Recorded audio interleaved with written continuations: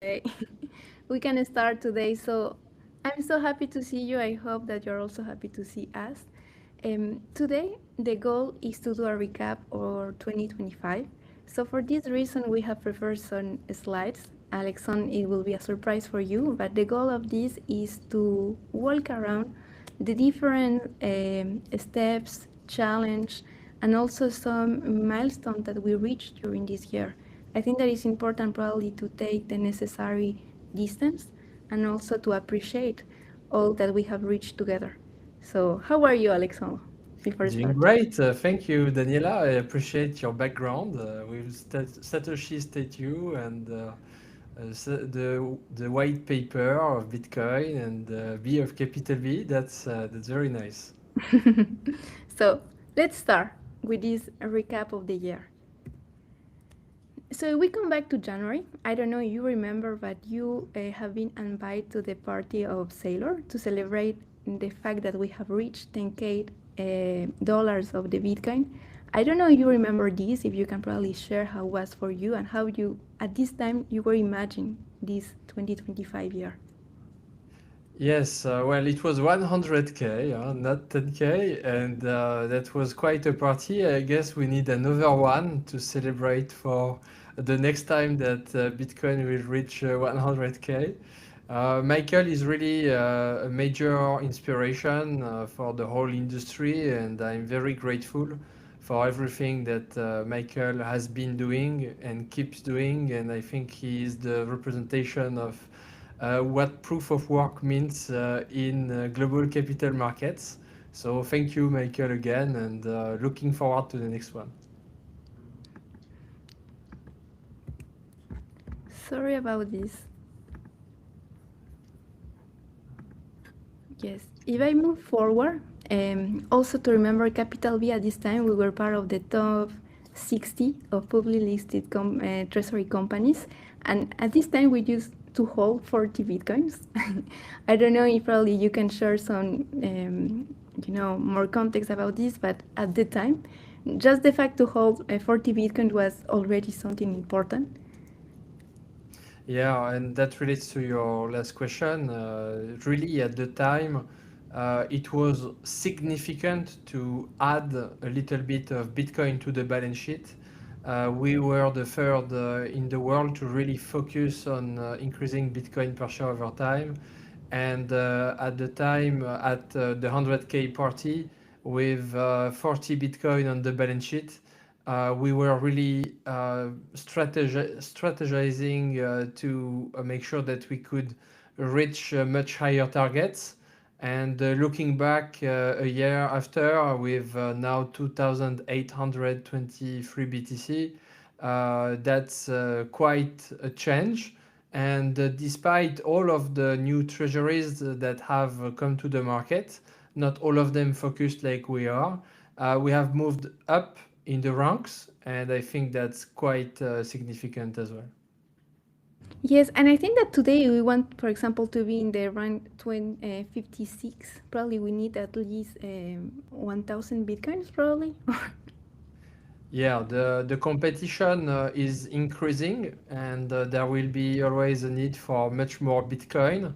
At the same time, the gap is closing in terms of the capacity to increase significantly the number of Bitcoin, as Bitcoin is going to be adopted by financial institutions over the world. And so, yes, the number of Bitcoin increases fast to go towards the up side of the list. At the same time, Bitcoin price at some point is going to move much higher, and the companies that will have stacked patiently and with conviction, and their shareholders will be highly rewarded. Something also that happened during January is that you were invited to do a master class in École Polytechnique. The Polytechnique is a very known inter school here in France. It is known as the meat of France. I don't know how was it for you because this was also one of the first time that you will, doing a class in a school in France about Bitcoin and Bitcoin treasury companies. Well, yeah, that was quite important. It was giving a Bitcoin course in the French MIT. It's called École Polytechnique, and the students were really. It was impressive in terms of their interest. It was not like if you were going into a classroom and asking for the interest, and like three people would raise their hand. Really, it was 70-90% of people that were very interested. And so with a very diverse backgrounds and geographical backgrounds as well. So that was part of the road to education for Bitcoin in France. And not only in Bitcoin, but in Bitcoin treasury companies. Really, at that time, I know some students told me that they might have bought some of Capital B shares. And at the time, it was really only the beginning of the project. So it was really rewarding to see the students start to understand Bitcoin treasury companies at a time that it was not that trend yet. And so looking forward to the next one. I hope so. So if we move forward now to February, something that happened is that you also have the opportunity, Capital V, we have the opportunity to appear for the first time on the TV. We were invited to this. You know, now that you are doing several podcasts almost every week, but at this time it was really something, you know, it was an achievement. Yeah, I think that was a significant part of Capital B journey. It was to be really known in the traditional media scene in France. And as you can see at the time, the share price was at 30 cents, and the MNAV for the 30 cents was at 9x. So that really shows you how much growth we have seen in terms of the fundamentals at Capital B. Today, the MNAV, the premium, is about 1.5, but the share price is 2 to 3x or more. So that's quite a difference. And even, of course, the MNAV 1 is much higher than the share price at the time with an MNAV of 9. So that puts into perspective what a Bitcoin treasury company can do.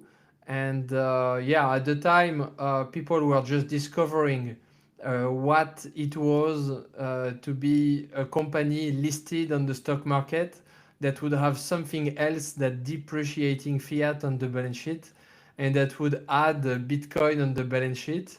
And we were starting to see some significant growth because we started the strategy at 10 cents and it was already at 30 cents. So that was already quite impressive. And today it's more around 80 cents. So that's quite a growth from then even. Um, s- Also, something that happened during February is the capital raising capacity that we increased.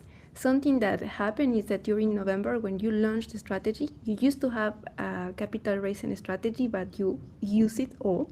So now you needed to have an approval to raise this capacity. And at this time, you raised the capacity to 300 millions. So we can probably see that by now that we almost reached this capacity. But it was, for example, how you knew it that you need to raise the capacity like this, because coming from 10 millions to 300 millions, why? Well, actually, before we started the strategy back in November, back even in October, when we were about to launch, I had done an analysis, an economic benchmark analysis around the projections for Capital B and the potential that actually at the time I presented as an opportunity for the board.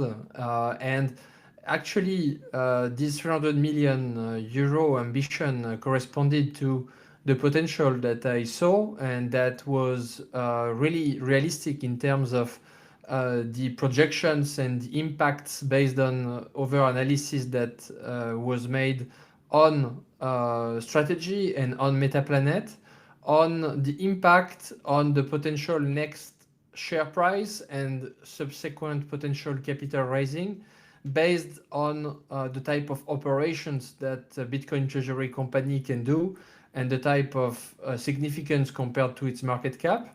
And at the time, of course, I had an estimate that we needed the 300 million euro capacity. And when we see now, we almost filled that capacity with 250, 70 plus million euros raised. And so I wish that we fill up the next capacity that we have obtained back in June of 10 billion euros. And that's also based on our ambition to really capture European capital markets and be the right European player for global Bitcoin treasury company markets. So looking back, that was quite a fair estimate, and I hope that next year we can talk more about the 10 billion. So moving to the next month, something happened in March. We have a big announcement of Bitcoin acquisition because before we were just holding 40 BTCs, but now we are coming to the game. We are talking about more than 500 BTC. So now we were holding around 600 BTC. This was already great because I remember you telling me that now we can move, from the ranking to the right to the left, and now we can be part of the. I remember probably for top 30. Yeah. So Yes. something So that yeah, yes. that was quite important actually.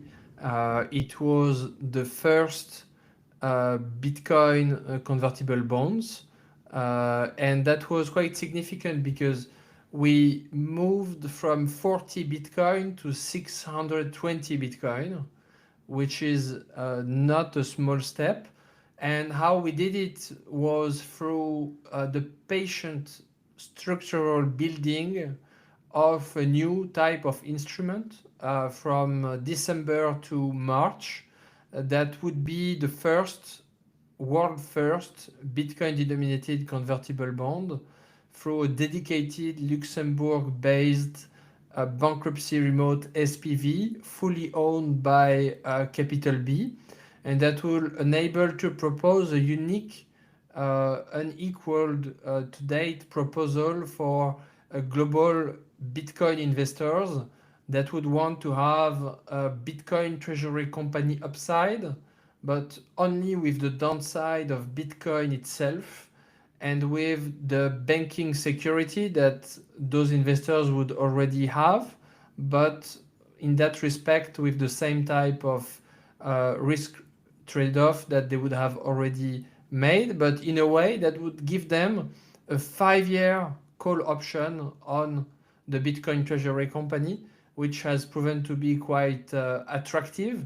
At the time, the price of the share was around 30 to 40 cents, and we priced that with a plus 30% premium, and that was issued at the time at 0.544 cents, and so at the time that was a premium to the stock price, and we see that today the MNAV1 is above those levels, even with the fall down of Bitcoin recently.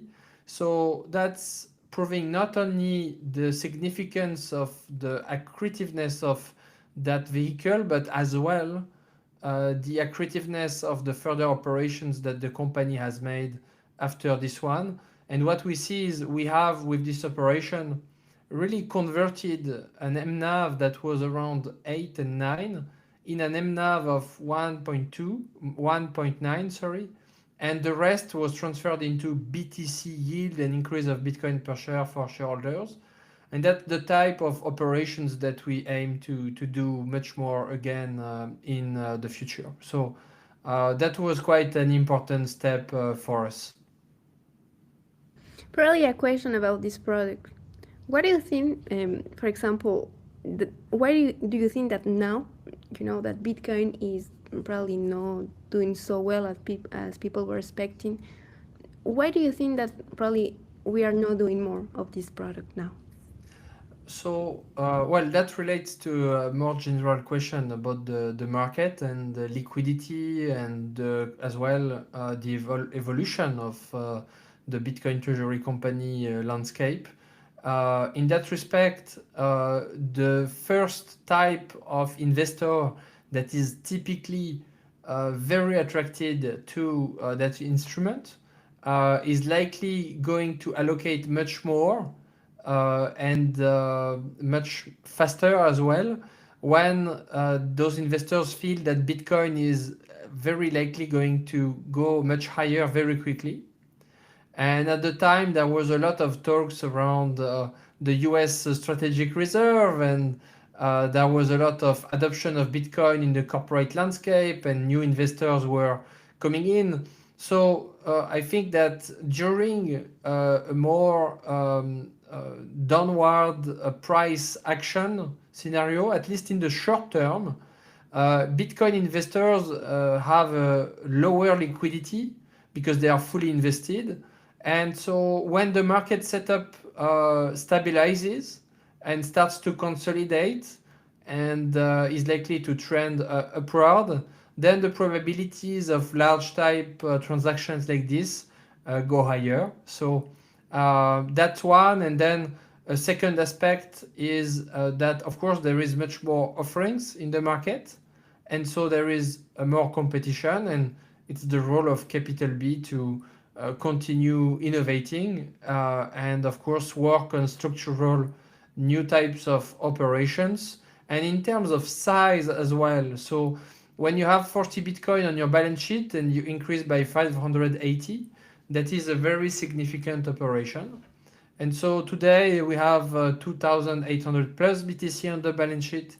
So imagine doing an operation that would be of similar significance. So of course, the higher the amount, sometimes it takes a bit more time. And as well, a Bitcoin treasury company like us will definitely aim at issuing other types of products that could be more automated in the sense of their type of issuance. So we are working on those two fronts, and that product is still the source of a lot of interest from investors globally, especially in the Middle East and across the world.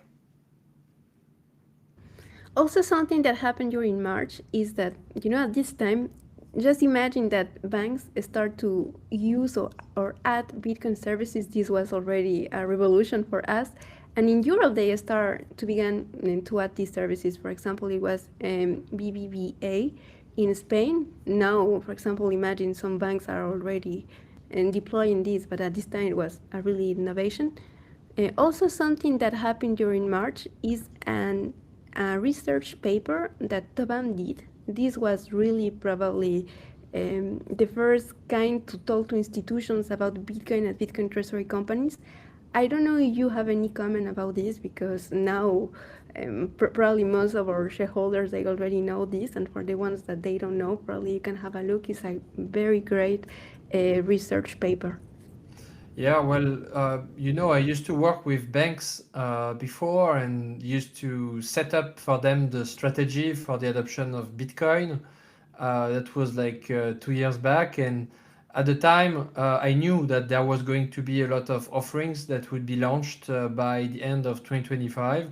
We've seen BBVA, we've seen in France BPCE, which is one of the systemic banks, and Credit Agricole has launched some offerings as well, and SocGen too, and it's just going on. And every time that there is a bank that launches a service like this, it means that hundreds of people internally have had to study Bitcoin and have had to understand what it is really about. And then they are going to have discussions with their clients. So that is massive news every time, and it's going on under the scenes, but that is very significant for the ecosystem. And now we see the US banks starting to do the same. So it is really accelerating. Then On Tobam, I'd like to highlight for those who have not seen that paper yet, this is really the best mathematical explanation of the potential outperformance of Bitcoin from the Bitcoin treasury companies.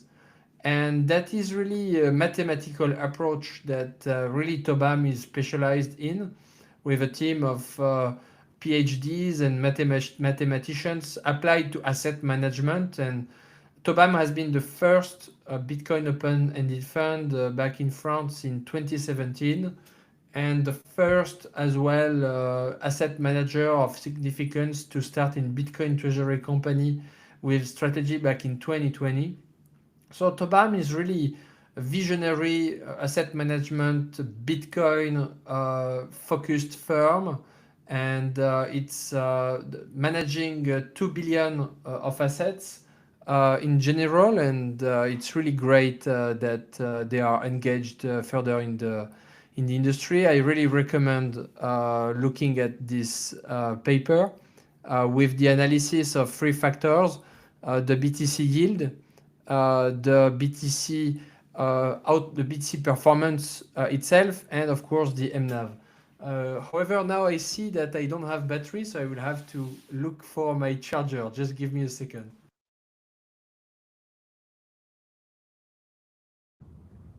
Okay.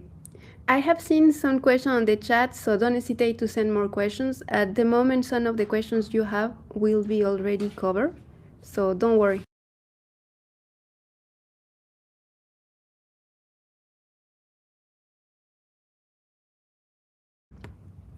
So we will wait for Alexandre because his computer is dying. Don't hesitate to send some message.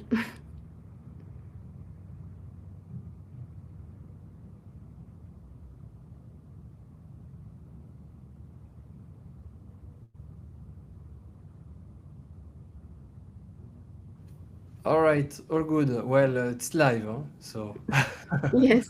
So I have a question for you before moving to the next. I just want to know if you think that this research paper is up to date with the context of today. What do you yes, think about it? absolutely. It's really a mathematical analysis of the three factors that can explain the outperformance potential of Bitcoin treasury companies compared with Bitcoin. So that is still completely available. It, of course, can be further explained, and it can, of course, be used as a basis, and you can do much more analysis. But that's really a landmark analysis that's been a top read paper on SSRN, and would recommend really for anyone in the industry. So moving to April, something that happened is that in France we have an event that is not like the Bitcoin events we have. We have something that is called the Blockchain Week, and during this week, Alexandre, you organize on a specific day dedicated to Bitcoin. So you invite Adam Back and some of the Bitcoin team and Bitcoin Treasury team that came to Paris. At the time, this team was smaller than the team that probably we can have today. So we have some of very special guests. For example, Metaplanet, they came to Paris. It was really great. I don't know, you can probably share something that happened during this event. Yeah, at the time we had Bitcoin Investors Day. You can notice that the share price was really higher compared with the months prior. And you can also notice that the price was similar to the price of today, but with much less Bitcoin. And so that represents a lot of what have happened in the year. The fundamentals have been going higher, and the price is at levels that were not accessible a few months earlier. And at the time, of course, we had the great honor to have Adam back join us for the Bitcoin Investors Day. As well, Fulgor Ventures joined the event, and I would highly recommend to look at the panels that we did at the time on accessible on YouTube. It was a whole day, and we co-organized that Bitcoin Investors Day and had the pleasure to meet the amazing Metaplanet team, which was a major inspiration for us since the launch of our strategy back in November. And there you can also see Matthias from BTC Prague and Jay Bluestein from Blue Square. So I'd like to thank everyone that came at that time, and would invite anyone to look into those panels at the time, because we discuss the vision for digital capital markets and tokenized capital markets on top of Bitcoin, and the role of Bitcoin treasury companies. Yves Shrifati from Tobam was also there, and so yeah, was really great to have this opportunity, and we hope to be able to do another big event like this over the next year.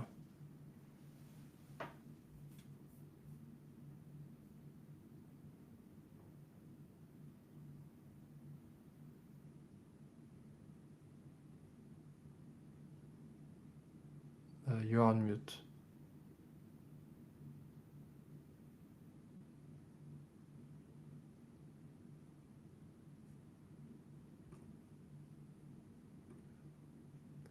I just unmuted you. I cannot hear you.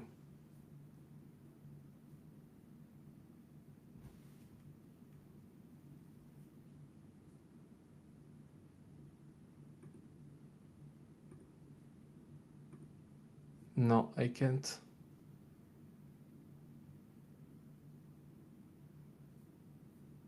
I cannot. Okay, well, hello everyone. I will try to see if there are questions in the chat. I see the last one is, hello, I'm an investor of Capital B. What are your convictions about Bitcoin ramp up to go to 500K and then to 1 million? Well, I guess that we have some time to go before Bitcoin goes to 500K and 1 million. At the same time, it could also happen tomorrow. So that is one of the major reasons why you never want to stay really out of the Bitcoin market, and you really want to acquire as much as possible, as fast as possible, and really have that Bitcoin maximalist principle to capital markets in general. Because anytime that large nation state or sovereign wealth fund would like to acquire all of the Bitcoin, which is really impossible, then the competition will be on price. So in terms of how this will happen, I guess that this will happen really fast when some sovereign wealth fund or some large state, and probably the United States, is starting to take that really seriously. I think they do. It's just a matter of time in terms of execution and in terms of internal politics, but I think that this will ultimately happen. Daniela, are Yes. you back? Yes, Yes. now I'm back. Sorry, I don't know what happened. So during April, we also discovered, because we didn't knew it, that we were one of the most talked stocks in the forums, and we knew it that we were one of the best performing stocks. But for example, we were discovering that people were talking about our stocks on the different forums. So I don't know if you have any comment about this. Yeah, definitely. So I think that that's been something very important since the beginning of our launch of the strategy, is that Capital B, at the time the blockchain group, has always been one of the top 5, top 10 everyday stocks that are the most discussed in France, and it's been for the most part of the year the best performing stock in France and the best performing stock over in Europe for many time periods, and that's really been a key factor of amplification of both capital raising capacity and potential returns for investors. And why I say capital raising capacity is when we have discussions with our large banks over in France, you really see the importance of those aspects because the banks, they look at their internal data, and sometimes they will tell you the significance of capital B in terms of their volumes and attraction of clients. So for example, during 2025, capital B volumes have represented from retail only have represented about 1 billion euros. And so that's quite significant compared with companies that would have our size. It's not even comparable, in fact. It's the most liquid and tradable stock over in Euronext Growth Paris. That's also very significant. So, yeah, and would like to enjoy that opportunity to thank our community of shareholders, Frank and the team over in France and in the world, both on Discord and on X, and there is a Reddit one too. So thank you all, and would really appreciate all of your reactions and questions always. Also, something that happened in April is that we have Valentin that joined the team because until now, probably the people they don't know, but you were doing all this Bitcoin strategy alone. I don't know how you did it, Alexandre, but when Valentin he came, it was great for you because you have someone that you knew it very well now to come to work with you. And as you said, since Valentin joined, I think that you reached a very important BTC yield and MNAV. I don't know if you have any comment about this. Well, I would summarize by saying that since the Valentin joined, we duplicated the number of sats per share and more. So that's quite a performance. Valentin is really the most brilliant and rigorous person I've worked with over the years, and he's really a great asset for Capital B and Capital B shareholders as a whole. I'd like to say that I didn't start alone.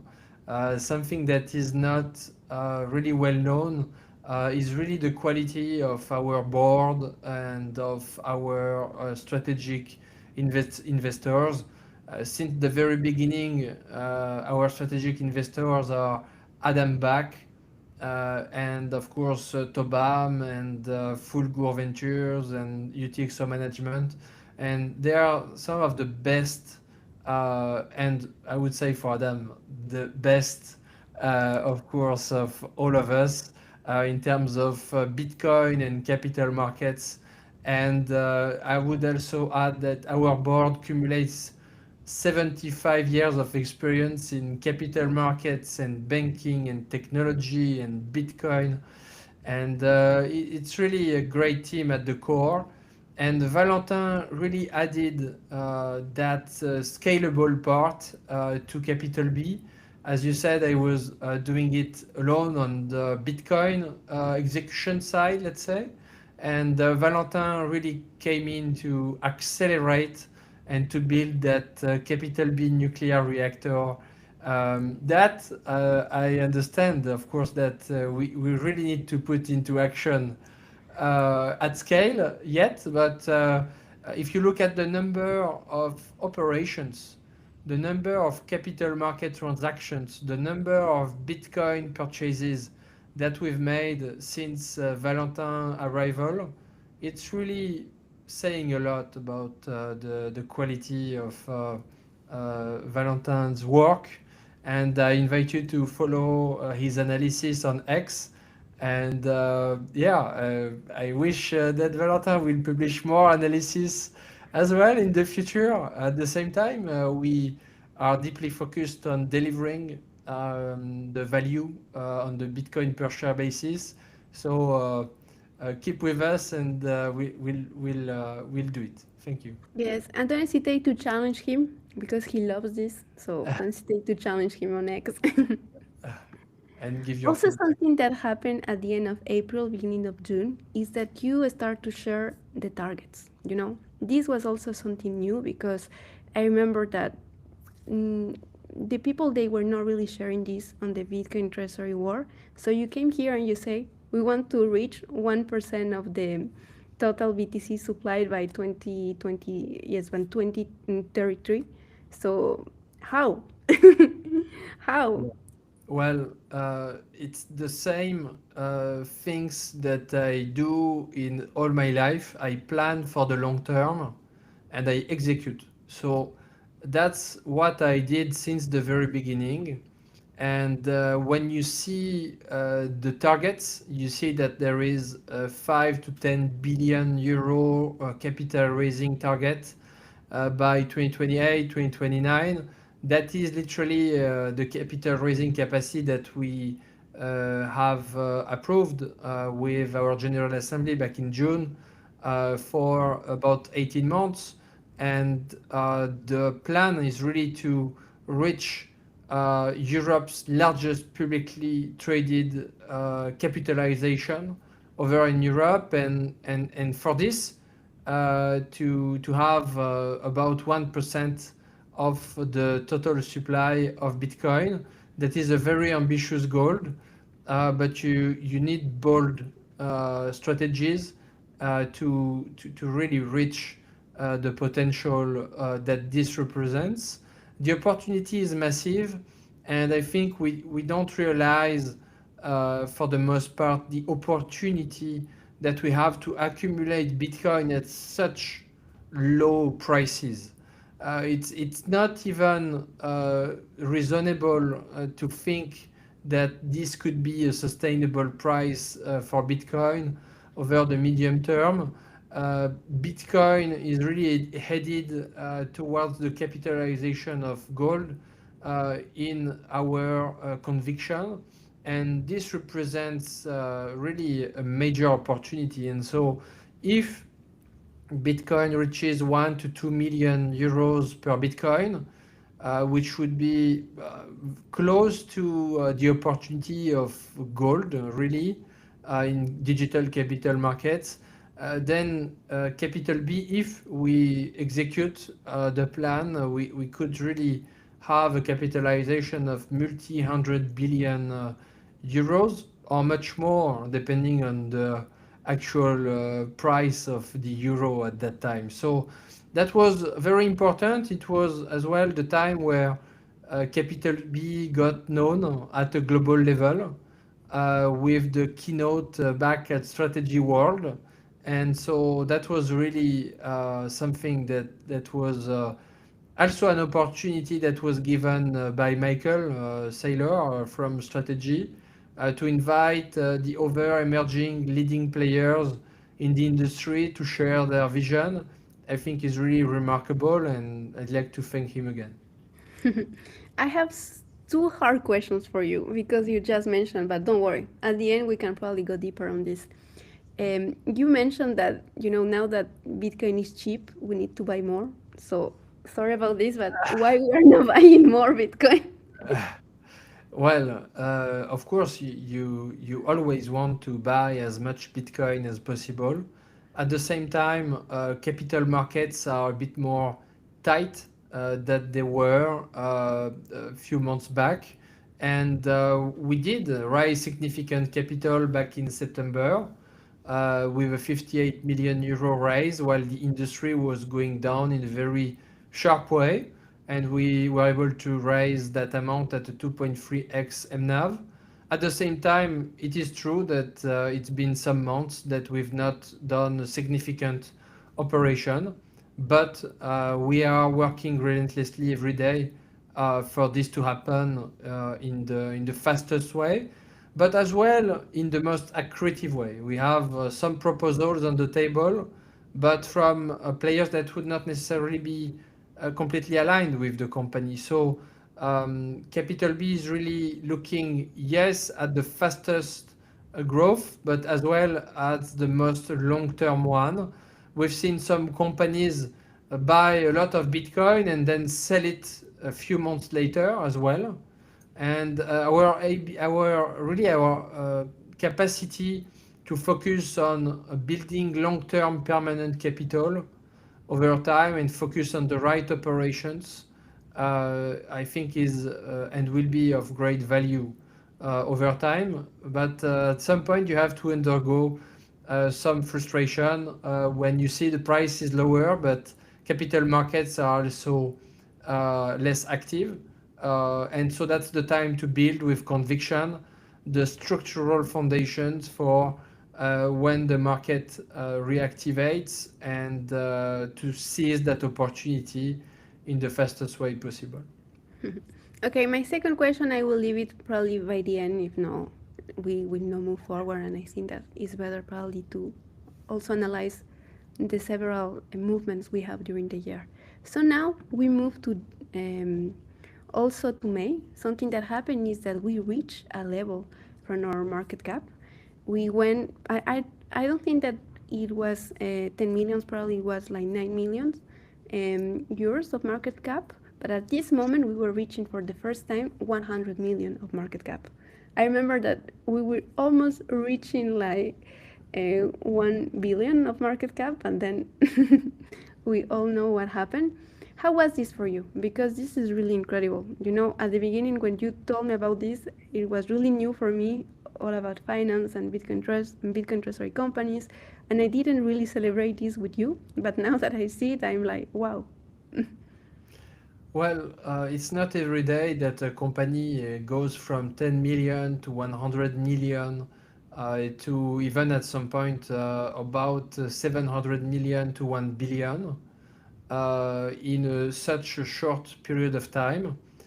Today, a lot of talk is about the drawdown of the industry, but really we have a 200 million market cap, which is still higher than the one of May, with like 3x more Bitcoin, and that's I think quite significant. So yes, it was significant, and it's following the steps of strategy Metaplanet, and at the same time, it also, for me, when I see this, I definitely see uh, what Capital B needs to do to have those numbers multiplied by 10x or 100x and have a similar chart from now to the future.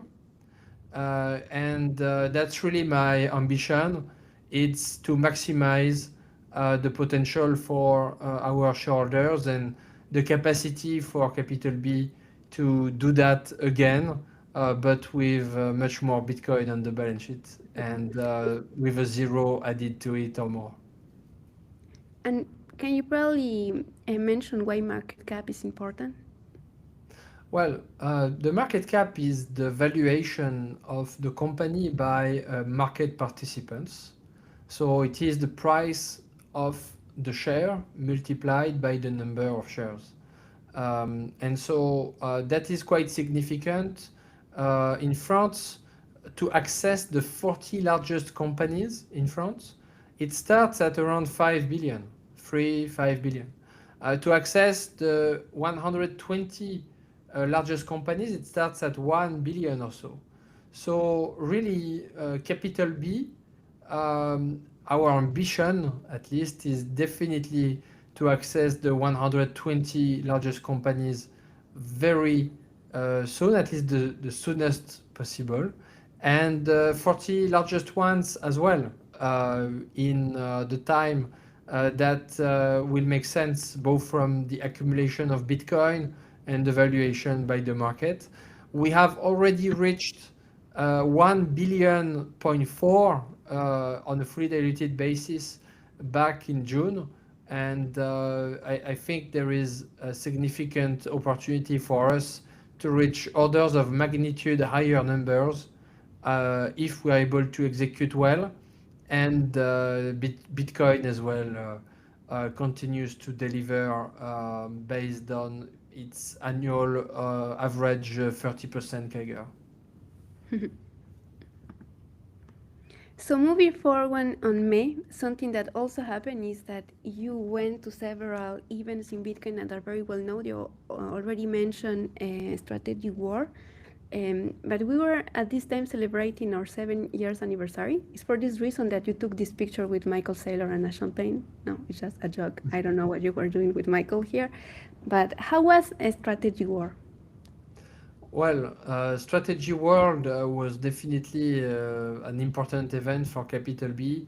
I discovered that Capital B was known globally at the event. We were a known company, and much more after the keynote that we made that really enabled the global community to learn about Capital B, and that really changed, I think, the course as well of the potential for the company, with a lot more awareness of the quality of the team, the quality of the structures that we have put in place, of our management and board and strategic investors, and the products that really were very innovating. So it is our responsibility to keep in that direction, and I think to keep those laser eyes on the maximization of BTC yield, as I kept mentioning as well in that keynote. So really happy about that moment, and Michael has always been very open and available to really have those conversations together, and that's really great for the industry. For me, the keynote you did here is the best you did. So No if you second have the best time keynote. to watch this keynote, is really the best. Even Yeah, but laser eyes are required to watch the keynote. yes, and I remember that I watched this. It was like 2 a.m. in Paris, so and Yes. I have a lot of energy, so it was late. Also, something that happened during the May is that you went to Bitcoin Vegas. This event is a dedicating. It's different. That what is the difference between a Strategic War and Bitcoin Vegas? Well, Strategy World is an event that is organized annually by Strategy.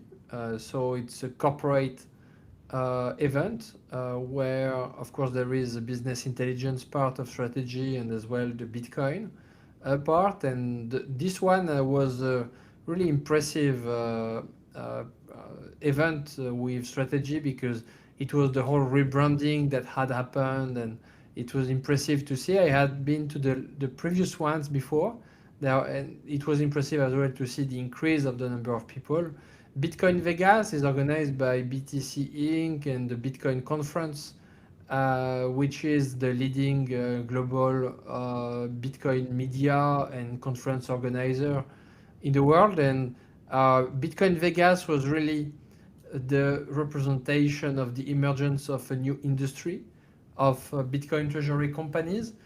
It was really impressive to see that really Bitcoin treasury companies were at the center of the attention of the Bitcoin ecosystem. And if year zero of institutionalization was about the ETF in 2024, year one of institutionalization has been about Bitcoin treasury companies. And we'll see later on about 2026, and what we feel will happen. And I saw in the comments a comment asking if you are going to Bitcoin Vegas and if you plan to organize an event there. So yes, we are planning to go organizing an event. We will see. Probably we did a great event back in Amsterdam as well for our shareholders. We might as well organize a shareholder event in Paris at some point, probably next year. We'll see. And so, if you have any suggestions, please let us know, and we'll organize the best one. Then moving to June, we have another Bitcoin acquisition that is also an important one. More than 600 Bitcoins. And what happened in June? You went to Bitcoin Korea. How was it? Because probably people they don't know how was it? How is Korea? How is Bitcoin adoption in Korea? Bitcoin treasury companies in Korea? Yeah, yeah. So, well, that was a significant purchase that we made. That was acquisition that was largely driven by a lot of the Bitcoin convertible bonds that we have issued and new investors that came in, and so that was very important. That was really the all-time high as well in terms of the share price, in terms of the diluted MNAV that we've had. It reached 12x at some point.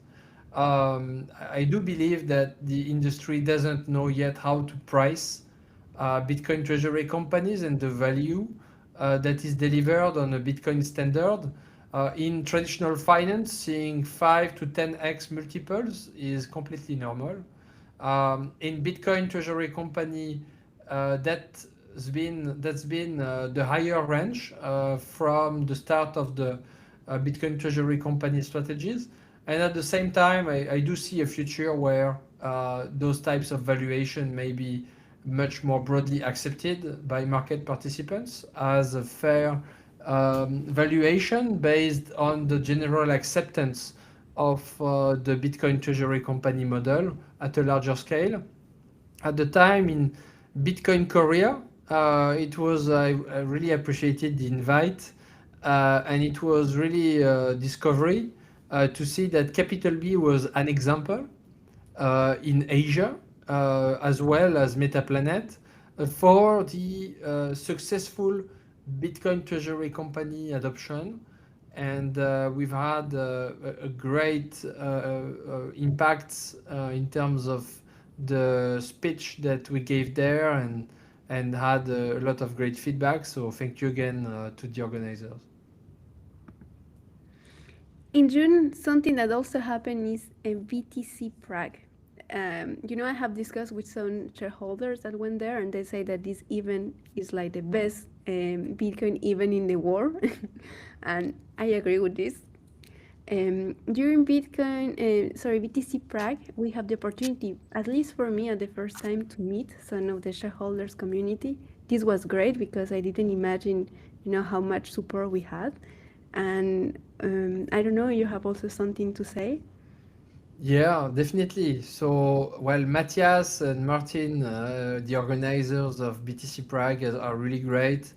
It's definitely the landmark event for Bitcoin in Europe, and definitely in terms of quality, definitely the leading event in terms of Bitcoin maximalism, which is happening over in Europe. And so we've had there an informal shareholder meeting that we've had better organized in Amsterdam in a more structured way. But that one in BTC Prague, even with an informal format, we can see that there was a lot of shareholders already, and many of them that you may know, and or that even also are involved in now more Bitcoin treasury company activities. So that was really an important event for us. We had the pleasure to have Adam Back, Yves Shefati, and many more. So thank you all.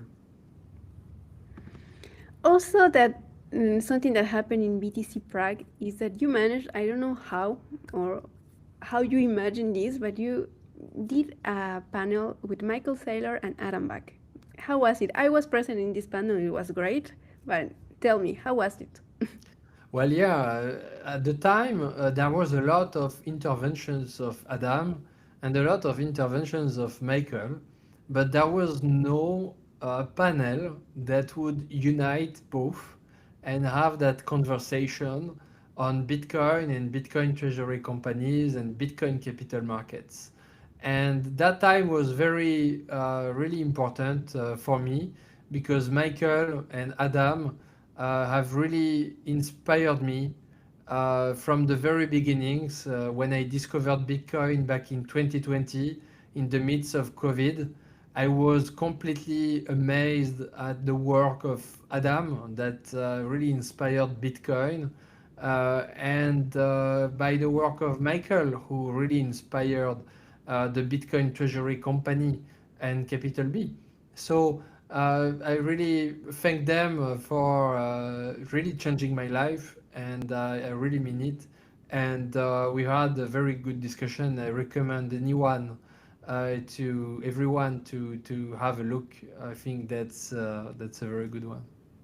Do you think that this is like one of the best panels that exists, or probably do you have in mind another panel that you can Well, imagine that you there like? is no second best panel with Adam and Michael because it's the only one. So if you want to have a discussion with Adam and Michael, with me as a modest moderator, please go ahead. That's an exciting one. Also, something that happened in June is that we reached, as you mentioned, it was the all-time high for several of our KPIs, but it's really the all-time high. I think that probably for most of the Bitcoin treasury companies of the MNAV. At this time, we reached an MNAV, sorry, of 12.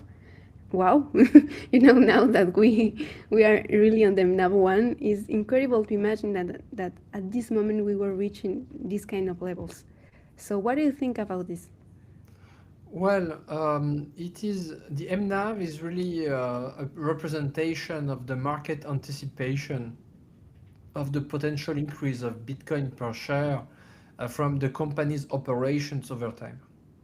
So, in that respect, the time Bitcoin was around 107,000 US dollars. There was still a potential for US reserve to happen soon, and in fact, Bitcoin did go higher. There was really a lot of momentum around Bitcoin treasury companies.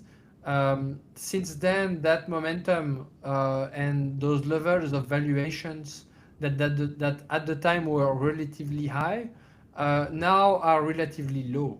And the value of the fundamentals has just kept going higher. So you see, we had a 12x MNAV, but 1,700 BTC. Now we have 2,800 plus BTC, and the share price is much lower. But in fact, you get more shares for more Bitcoin per share, and so for more Bitcoin. And so, in that respect, you also get a team that is fully dedicated for the future acquisition of Bitcoin in a way that increases Bitcoin per share. And so the lower premiums that we can see right now are more comparable to the situation that we had back in March. So a lot of investors and even institutions are now positioning because they feel that they have missed the last run in the valuations of the Bitcoin treasury companies, and they don't want to miss the next one. So if you wait for the next momentum, then you will probably just pay a higher price. And so it's always the same dilemma in finance. Either you pay something that looks more risky now and you pay a cheaper price, or you pay something that looks less risky at a later time and it will likely be more expensive. So the likelihood is as well that it is of a higher fundamental in the future, but as well a higher valuation. And so at that in that respect, it's always a classical dilemma. And I share with Yves from Tobam, as he mentioned in his keynote of BTC for Bitcoin Corporate Day organized by BTC Prague back in November, that the all-time highs in terms of MNAV have not been seen, and at the same time, that it might take some time for this to come back, and specifically, it might not come back from for everybody. So, Capital B is really focused on the value added operation structure that we could do to maximize the access of the share and the diversification of the type of instruments that the company can issue, both in private and public markets, in a way that could really maximize our potential in terms of positioning in the market. Also, something that happened is that you launched the ATM program with Tobam. This was great. It was also during one of the best moments because we have one of the highest MNAP. I have a question for you about this because I have seen some comments, not now because now we are not using the ATM anymore, but some people they could probably feel a little bit frustrated about this, saying that we could probably have been used a little bit more or a bit more aggressive using the ATM at the beginning. So what do you think about this? Well, the ATM is a nuanced discussion. So ATM implies typically the selling of shares in the market, and that is definitely accretive for shareholders on a Bitcoin standard in order to increase Bitcoin per share in the most aggressive way possible. At the same time, we have also chosen to implement an agreement with Tobam. We are not in the US where there is a classical ATM program where the company can just issue and sell shares. In that respect, the company can partner with an asset manager in that respect to have the opportunity to have an ATM type program that in our design is possible in terms of when the share price is in strength and going high, and the partner can act on the market and as well have the possibility to have a capital increase at a market type price. So that's been a very good partnerships that we've made. We would have wanted to raise much more with this program. At the same time, since the time that we launched that program, the market, the industry has gone quite lower, and it's been a price decreasing over that period in the industry and in Bitcoin itself. So we've not seen the full potential of that ATM type program. We have also suspended it recently because we felt that the MNAV levels were not that accretive in general, and we wanted to leave some room for the share price to consolidate as well. And so the company will discretionarily reopen it at the time it considers appropriate. And the trade-off is as well that we have kept purchasing Bitcoin during the summer, and that's been a mix of the ATM and a mix of Bitcoin denominated convertible note. So Capital B will always assess the right conditions for the issuance of shares or debt. And in that respect, yes, you could do a 300 million ATM out of the gate back in June, but then you could do that with a partner that would be very aggressive on the market, which would not be Tobam, and which we have seen the effects of this in some pipes in the US, shares that have gone down by 99%. So in that respect, Capital B has taken a more conservative, patient approach to this, but we do consider opportunities for the future as well, of course. Keep options open. Okay. At this time, as you mentioned, thanks to the ATM, we also managed to buy almost 1,000 Bitcoin in 1 month. Wow, incredible. Not only the ATM, Yes, it was not only the ATM, but with it the was a mix, as you BTC mentioned. convert and the Yes, ATM, yes. yes. But also at this time, thanks to the ATM, we were able to almost purchase BTC every week. This was something new for us because before we were purchase BTC probably 1 or 2 times a month, or probably sometimes even each 3 months. Mhm. Yeah, there are some points where you can make weekly purchases, and that's of course the ideal scenario.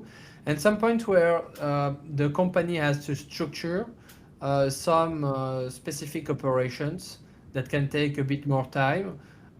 Look, the best accretive operation that we've done was after 3 months of waiting, and that produced one transaction plus 700% BTC yield, which is significant in that respect. So sometimes also taking the time to structure the right operations can be the right thing to do. Now we will move to July. You will see this one start to be challenged. First of all, we changed our identity. I don't know if you remember, but we used to be called the blockchain group. No, it's just a joke. Now we are called Capital B. Something that I remember, and then you can probably share your feedback, is that when you were in Las Vegas, you called me and you say, we need to change the name and you need to find the name. And I was like, okay. I don't know how many time I spent, but I don't know. I just telling you one day, why no Capital B? And you say, I like it. So Well, I'm happy that congratulations, I Daniela. contribute to it. But I also remember how challenged you were asking me to find a name. It was very difficult. Well, frankly, congrats. It's really the representation of our strategy is to build the future of digital capital markets with Bitcoin at the core, and to lead the way in a transformational fashion. And we have paid a lot of attention to the details, as always. And I'd like to thank our Bitcoin design lead, which was able, after his studies, to invent the logo and the branding and the design with a Bitcoin maximalist approach, with the orange 21 color, with the 21 degree inclination, I think, and as well the inclination of the B form around that is following the one of Bitcoin. I've seen a critic that the inclination of the hexagon is not the same as the P and L, and it is intended. I made the choice because it looked better and because it shows a sense of movement, a sense of breaking the traditional way of doing things, a sense of speed, and a sense of focus. And so, in terms of the critic, we can have a discussion, but that is definitely the best branding and the best name that I think Capital B shareholders wanted. And we have associated with it, of course, the dashboard, and adopted as well the Satoshi Police font, which is very nice. And so I think it was very important to materialize the complete change of the company. It's really like if we had taken over a new company and transformed it completely with Bitcoin maximalist foundations, and that's really a big win for the year in terms of the branding, and thanks to you and thanks to Timothy. So thank you. You're welcome. Also, something that happened in July is that we start to see the compression of And I the. would like to say thanks to Christophe as well, who made the website and everything. So very good. So we start to see the MNAV compression, and at this time, I think that I don't know you, Alexandre, but in June, July, I don't know if you see this come or no. Well, the MNAV compression had already started. In fact, indeed, back in June, July, and it got quite severe in terms of the market overall. Investors in general had already invested in the Bitcoin treasury companies that they wanted, and there was much more offer in the market. A lot of new Bitcoin treasury companies were coming out, and I guess that some of the new investments in new Bitcoin treasury companies came out of some of the most successful ones. The saying is that you never sell your winners. So I guess it will be as well the role of Capital B to get back to those levels as soon as possible and with the most strength possible. But it's really something that I feel the pain of shareholders that have bought at higher levels and that have seen the share price going down. At the same time, we are built for this, as Michael says, and we are going to keep adding more Bitcoin per share and to structuring the next steps to go orders of magnitude higher. But this will, of course, necessitate some time. You know, it reminds me a lot of past bear markets in Bitcoin. You buy at 60K and it goes to 15K. Well, that's painful, but when you don't sell and you focus on more accumulation, the price really doesn't matter. What matters is the value and the potential opportunity over time, and what matters is the quantity and the value per quantity of units. And so, in that respect, every operation that Capital B is contemplating is with the objective of maximizing Bitcoin per share. I believe that the potential for Capital B is enormous, and that the MNAVs may also very well reconstitute over time. Also, something that happened in July is that we start to have new guests, short selling. They came to us and now they stay. They are still with us. So I don't Well, know. Do you think that they were aware of this MNAV compression? Because they really came at the same time that we start to see this MNAV compression. As if they were anticipating that Bitcoin price will decrease. well, I think to be clear, I mentioned one phenomena which was definitely the increase of offer in the market. Another one is a gap between the expectation of the industry of the hyper institutionalization of Bitcoin and the reality. It's just now that banks are starting to enter the game, and it's just now that sovereign wealth funds are starting to add some allocations. And you have a lot of very big names, but in terms of size, it is still quite small. It is still things that we didn't think would happen this year. It would have happened normally like 4 years from now. But at the same time, the size still doesn't fit with the levels of expectations that were happening in June. It will come back, and in fact, it's going fast, but in the background. So at the same time, there was a new trade happening in the shorting industry, which is to go long Bitcoin and short Bitcoin treasury company MNAV. And to be clear, this has worked for those short sellers since the summer. And at some point, it will not. And that's the whole point. You can choose to be on one side of the trade or on the other. At the same time, these are professional players, and they are doing their work. And so that is literally what investors are paying those institutions for, is to find opportunity in the most volatile, active, interesting stocks. So when you mention to institutions that you have typical short selling activity that is a very good sign of attractiveness of the stock, and at the same time that provides short-term impact on the stock because of the emergence year of Bitcoin treasury companies.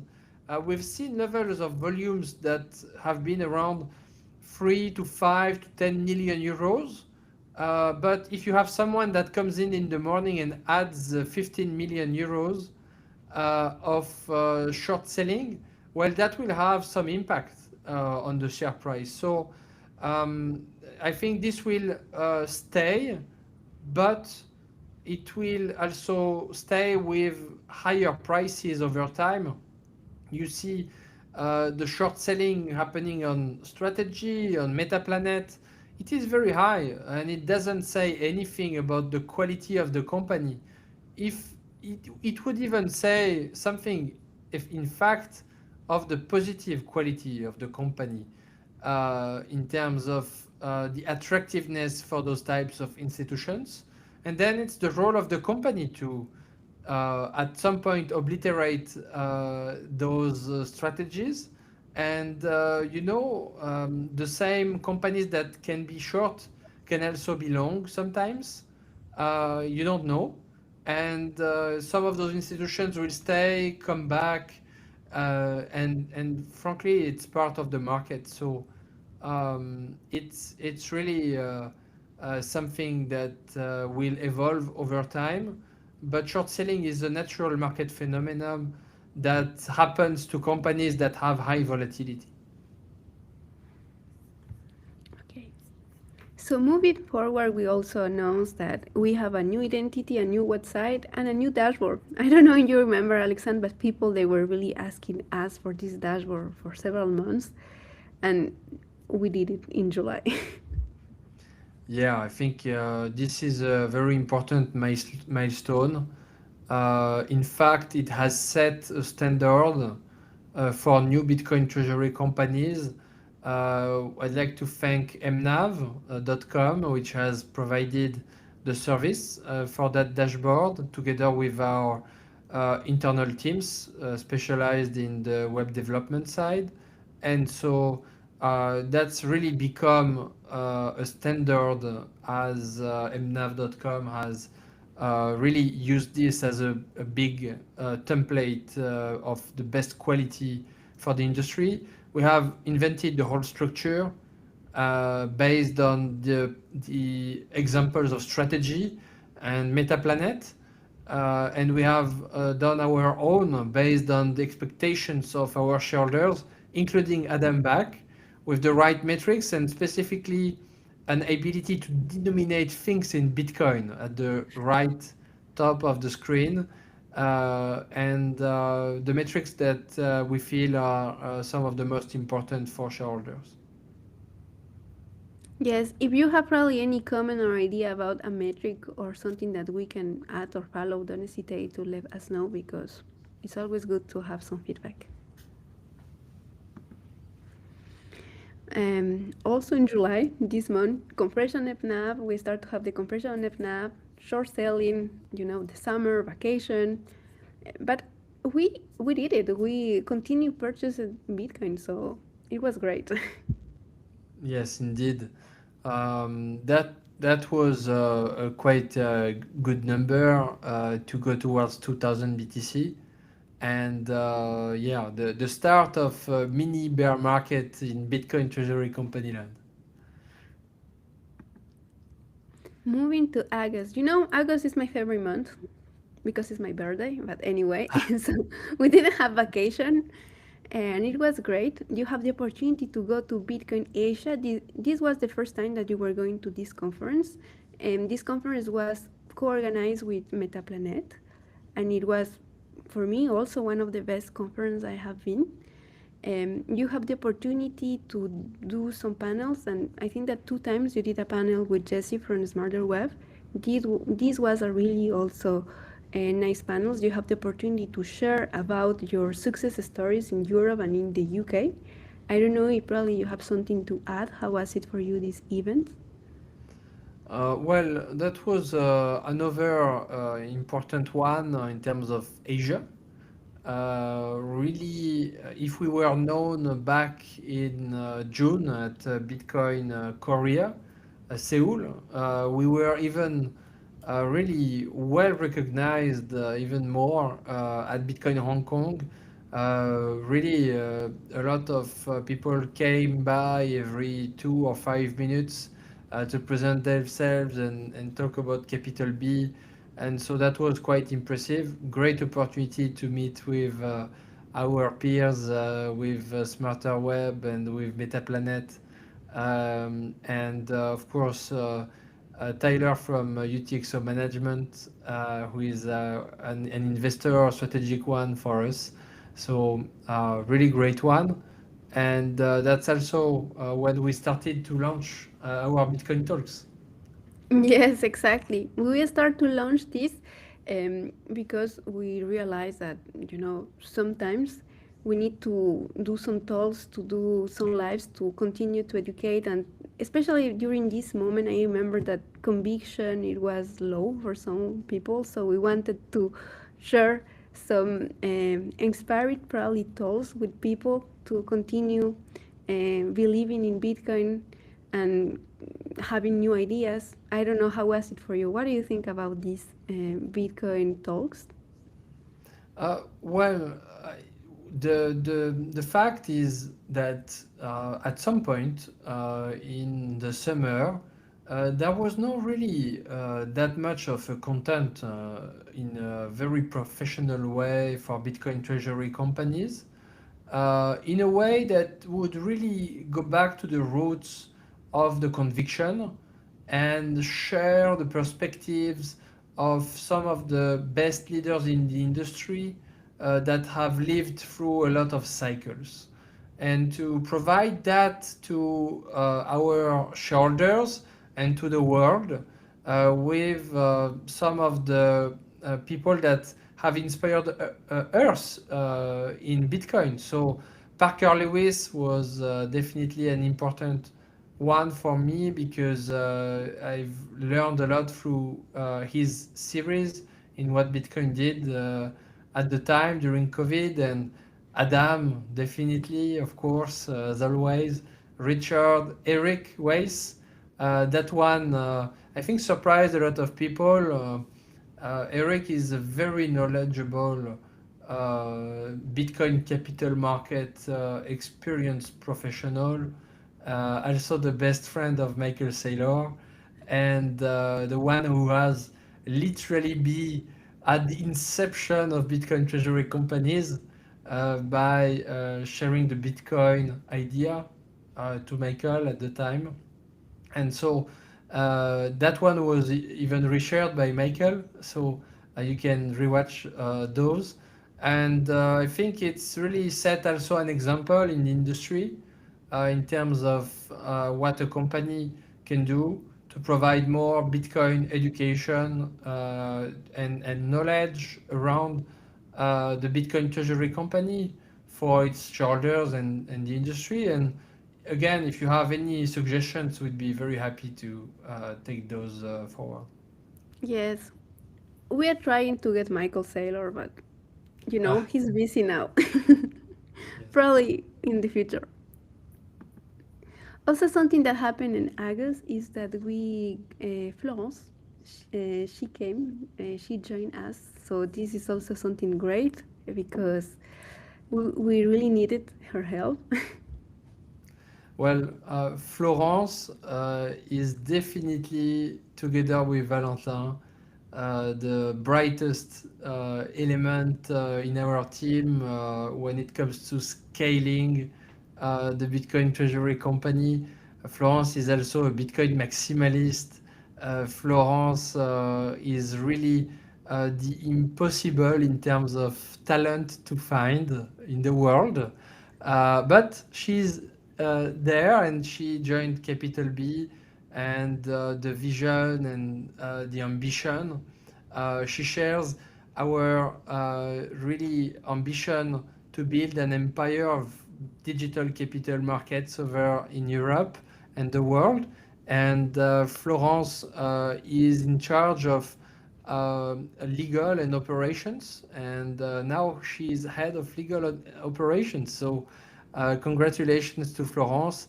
It's been a very successful couple of months already, like 6 months, and we are delighted to have her on board.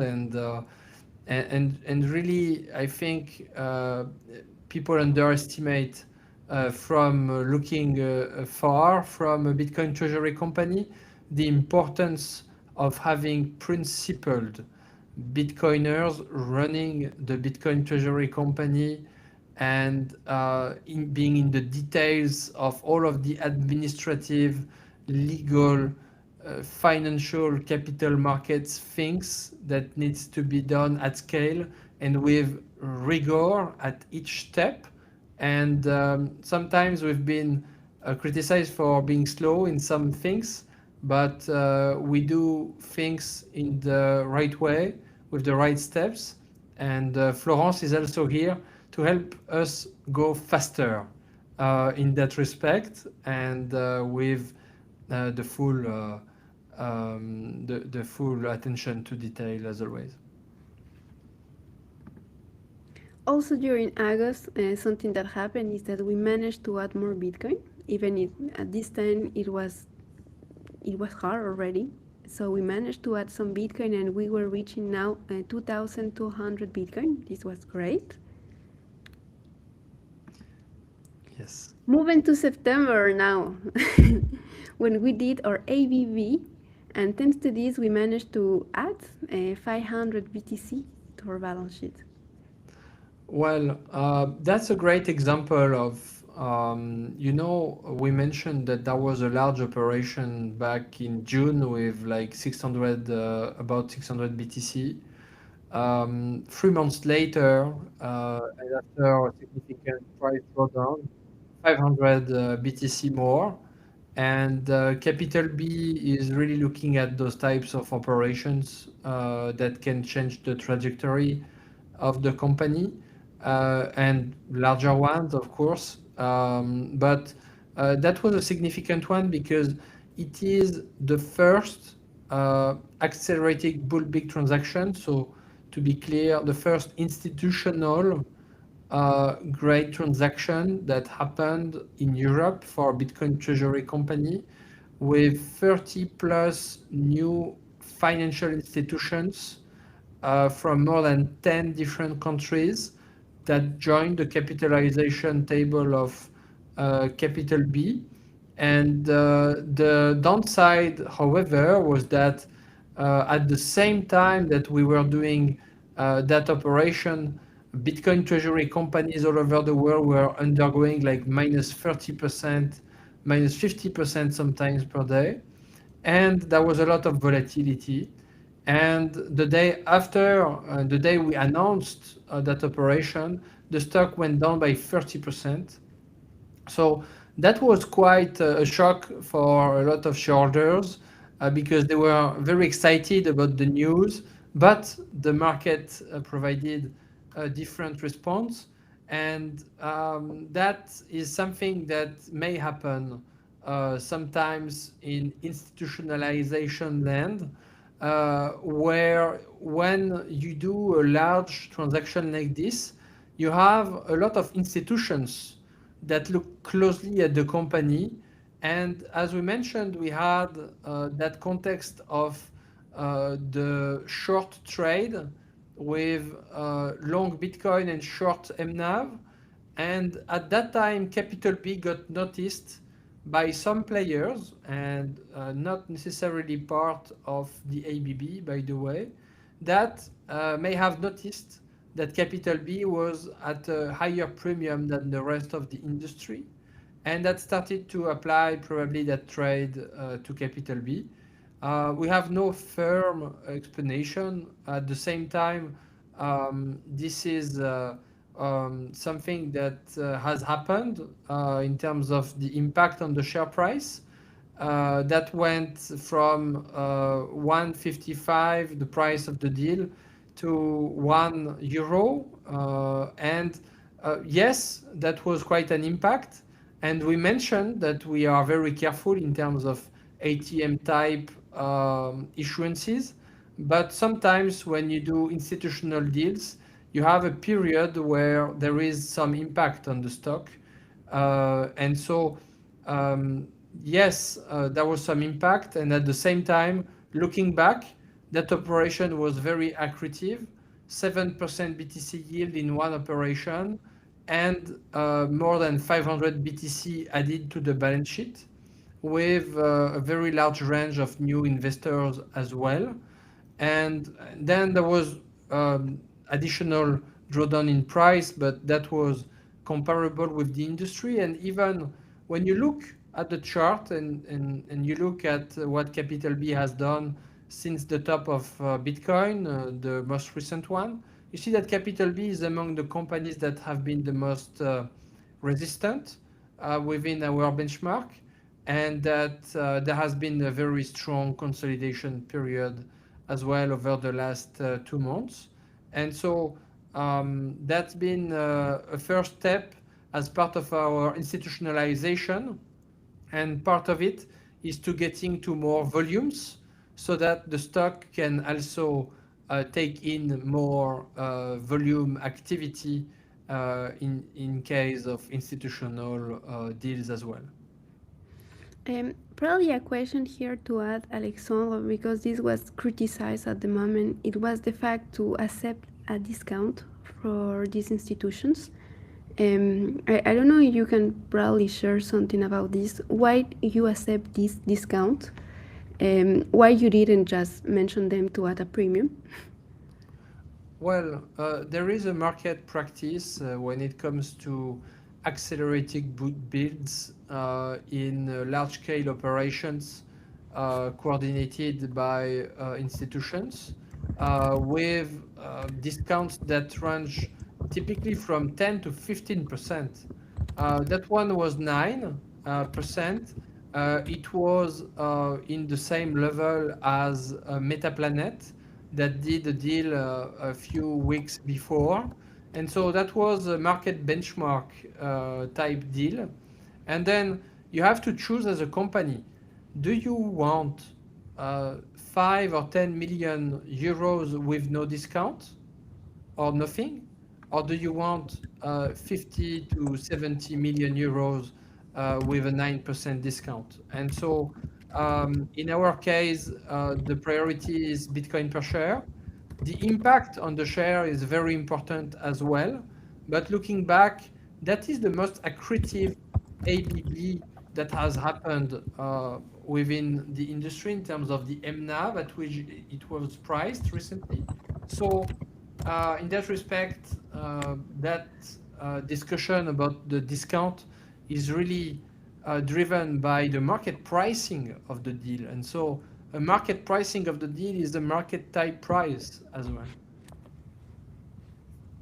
Also, something that happened on September, Alexandre, is that you have the opportunity to go to an ANT conference in New York, and in this conference, you have the opportunity to participate to several panels, but it was also the full community already together. So I see that just before I see there is a question in the chat uh, about some selling that may happen sometimes from some members of the board. And so in that respect, I see one that is mentioned from Jean-François Descaves. I have not checked the exact message, but it may happen for some reasons that are independent to the conviction in the company. Sometimes a member of the board may have to sell some stock because it has some financial obligations that cannot be covered with other means. And so that is a potential reason for this. So I don't have much more information to provide. It is in the normal course of business. You can see that in other companies. That is one member of the board, and that is not based on any type of conviction in the future. Jean-François is fully engaged in the trajectory of the company. and fully engaged in the success of the Bitcoin Treasury Company strategy. And Jean-François has bought and sold for more than 1 year. And when you look at the management shares and the core investors shares on our press releases, you see that those figures are going up and to the right in terms of the management holding shares. So there is very strong conviction that is shared by all the board. It's just typical traditional finance management that may happen, but that is not related to anything uh, related to the conviction in the company. So I hope that addresses your question. Okay, thank you, And it's Alexandre. very minimal compared, it's very minimal amounts compared with the overall management holdings. Yeah. Daniela? Yes, so during that conference, it was, I think, the next day after the ABV. So this was also a quiet moment for you and probably also for me. If you can share how was it this end conference, because this model was different from the other conference. This was, you know, more dedicated just for Bitcoin treasury companies and all the sector. So the End Conference in New York has been organized by Tim Kotzman and Ed Julin. I would like to congratulate them for the great event that they did in New York. I think it was a very good one in New York, specialized in the Bitcoin treasury companies and finance in New York. That was quite important, and was very glad to be invited to share our views at Capital B. Also during September, we have the opportunity to be present. You know, the name of Capital B, and I think that also your name was in Le Monde. For the people that they don't know, Le Monde is the major newspaper here in France. So this, wow, how was it Yes, for you? that's really great. And Le Monde is like it's like the New York Times in the US. So it is not your typical economics driven newspaper. It is more of a mainstream media, I would say. And so the fact that Le Monde conducted one of the most serious article on the topic, at least balanced article on the topic, I think is a very positive sign in terms of how Bitcoin is seen in mainstream media and mainstream traditional finance. And notably, I think it was written by a young woman, and I think it's also a question of generations, frankly. So the world is changing. Uh, Capital is being digitized, and Le Monde as well. And you know, when you write an article on Bitcoin, you have 10x the number of views compared with a traditional article on X, Y, Z company that has no balance sheet. So I think that's something that's very encouraging to see. So by this time, we were reaching 2,812 BTC. So we are just proud of this.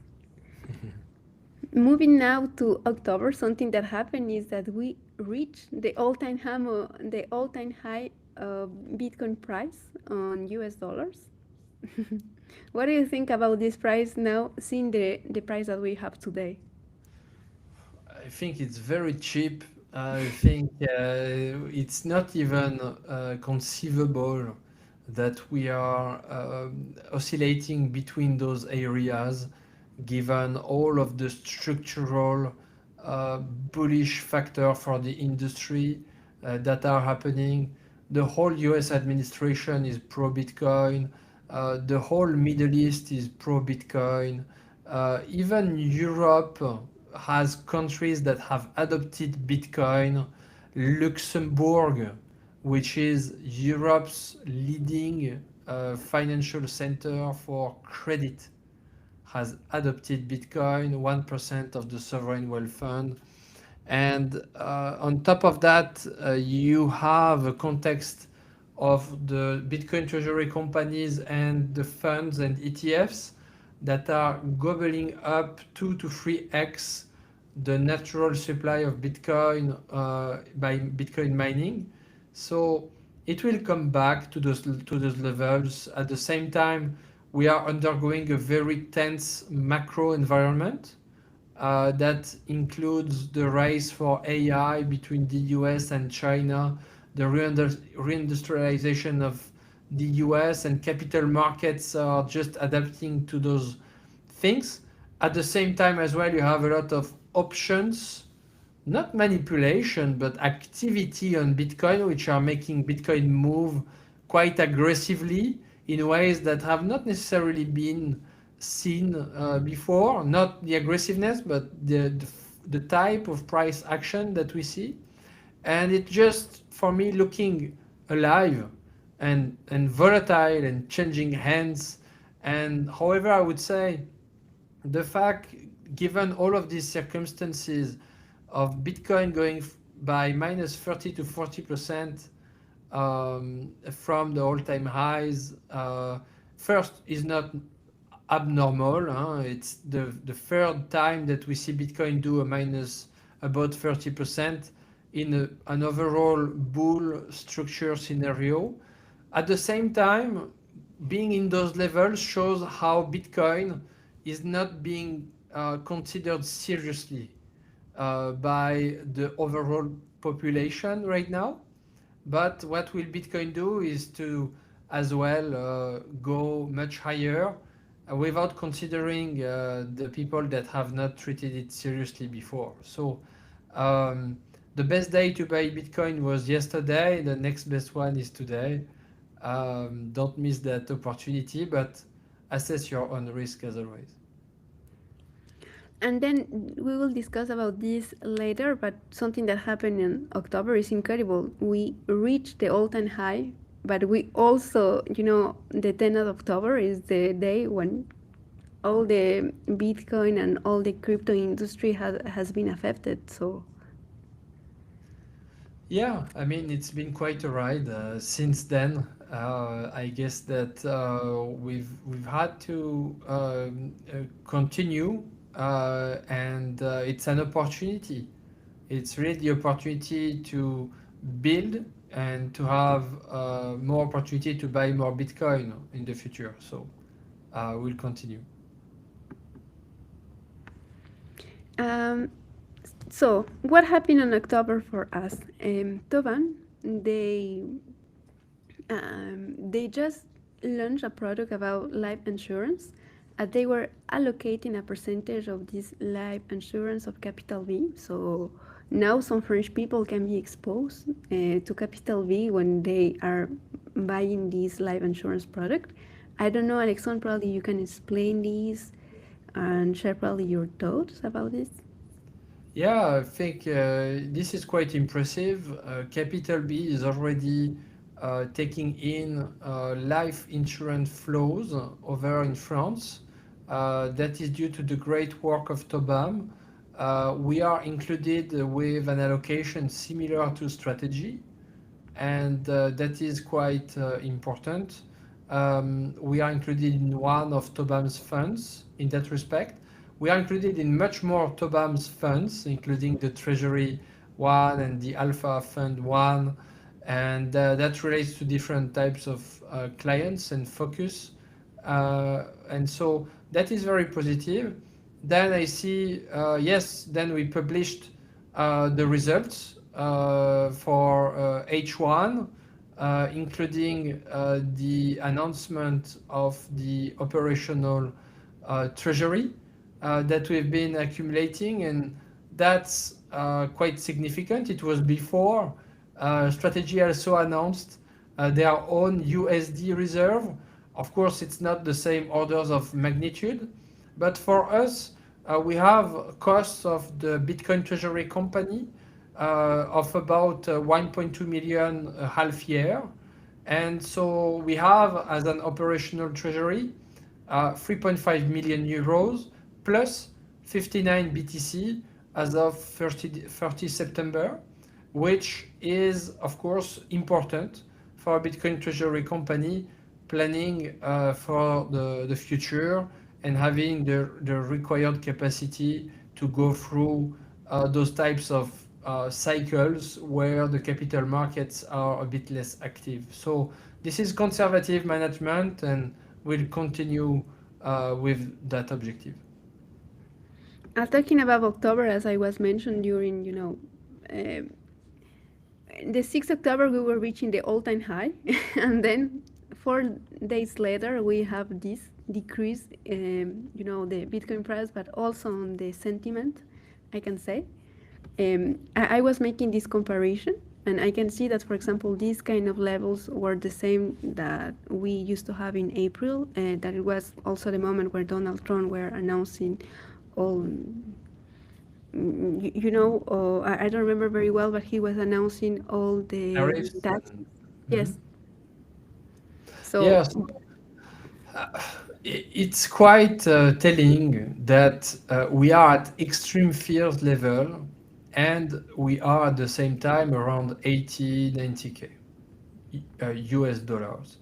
You know, not that far away, 2 to 3 years ago, we were at extreme fear levels at 15K US dollars. So, in a matter of years, really, maybe 3 years, maybe 5 years, or more, we don't know, or less, we will be at a point where we will be at 500K US dollars or at 700K US dollars, and we will see that we are at extreme fears level because it's gone down from 1 million US dollars to 700K. Okay, so uh, that is quite impressive to see by looking from that time horizon. At the same time, if you have started in Bitcoin at 120 and you are at 80K, you might feel a bit threatened, but that is the exact opportunity to not sell unless you have financial difficulties, but to be able to do anything in your capacity to not sell and learn more about Bitcoin and how to accumulate in a way that will make your life, your family, your company much more powerful in time. So for me, this fear and greed is would have to be renamed as an a full opportunity cycle. It's an opportunity when it's green, it's an opportunity when it's red. It's just a discounted rate in the market for the same value. So uh, yes, but Alexon, you are a Bitcoin maximalist. For you, every time is opportunity. But I have a question for you. Do you think that, for example, this extreme fear, can you feel it on the institutions or in some investors? Because one day you have mentioned that sometimes institutions they don't have the time to think long term. So well, yes, it has impact. It has. It's more of a consequence of the market price action than something that would indicate you where we are. It's really the consequence of the Bitcoin price going down. And when the Bitcoin price is going down, and the same for Bitcoin treasury companies, you have a lot of incentives for people online to comment negatively on Bitcoin or Bitcoin treasury companies. You have a lot of followers that are looking at the positive trend when it's going higher and at the negative trend when it's going lower.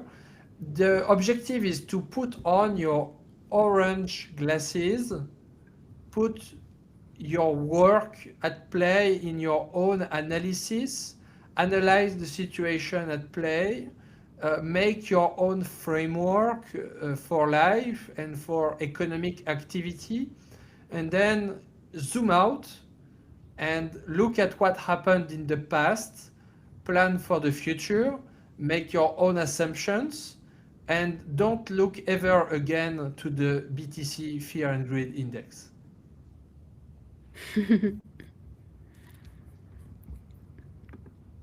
Moving now to November. What happened in November? We were driving institutional adoption, but it was also the first anniversary of our Bitcoin Treasury strategy. I don't know, you have something to share about this. As you can see in this graphic, we can see how we went from 15 BTC until 2,800 BTC. Yes, November is a great month for us. I know you prefer August, but November is great as well.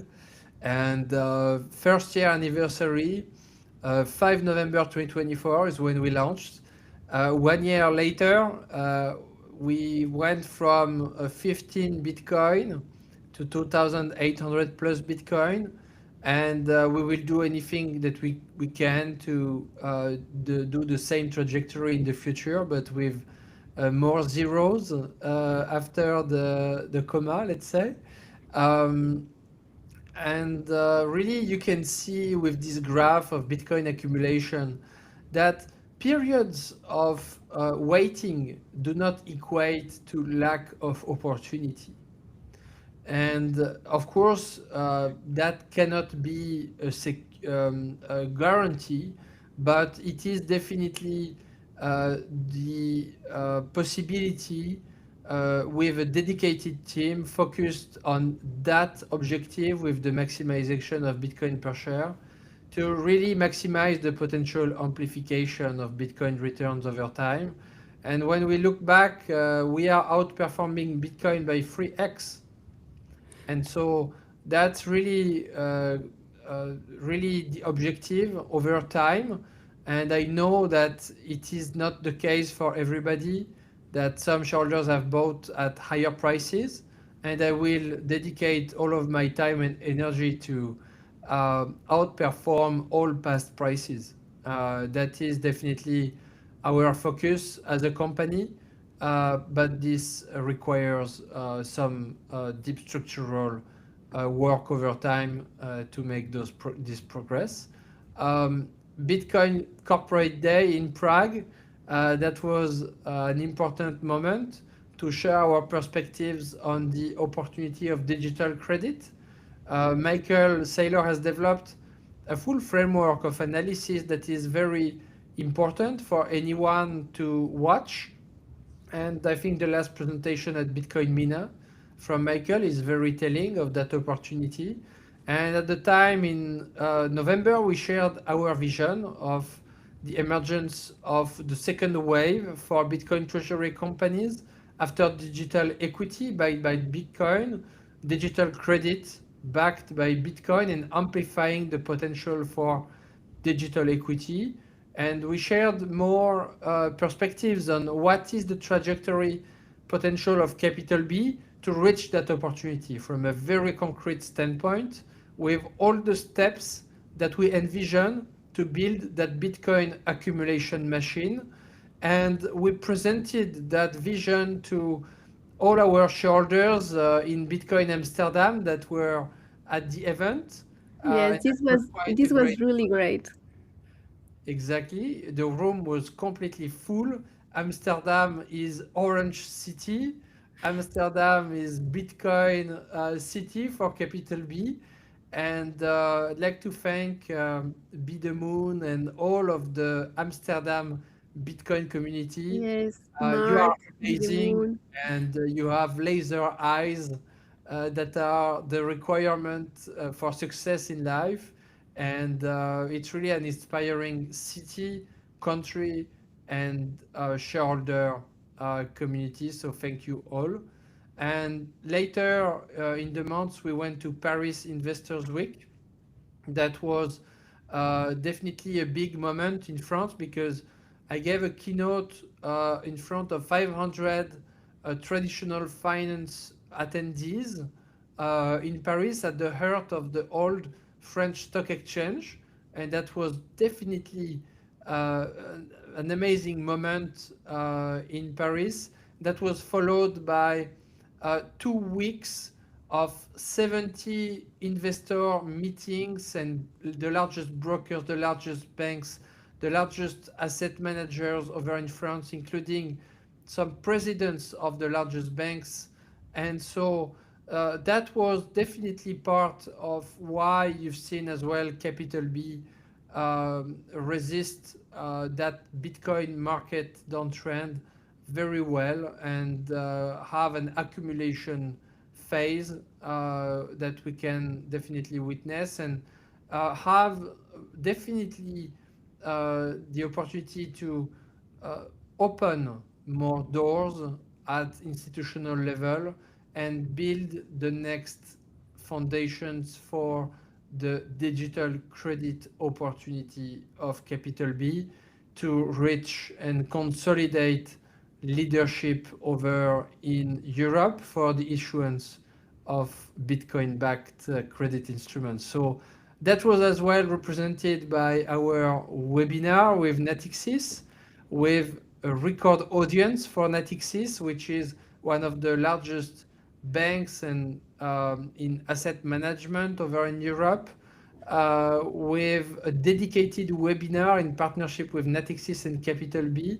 We were extremely glad to be invited and to have that conversation. I really invite you to watch that one. It was broadcasted to 500 asset managers in the world. So Capital B is really emerging as a leader in Bitcoin capital markets, and our role is to build on that track record, build on those solid foundations to reach a size and to issue products that will really tap into that opportunity to provide Europeans with the Bitcoin type exposure they need and in different shapes and forms.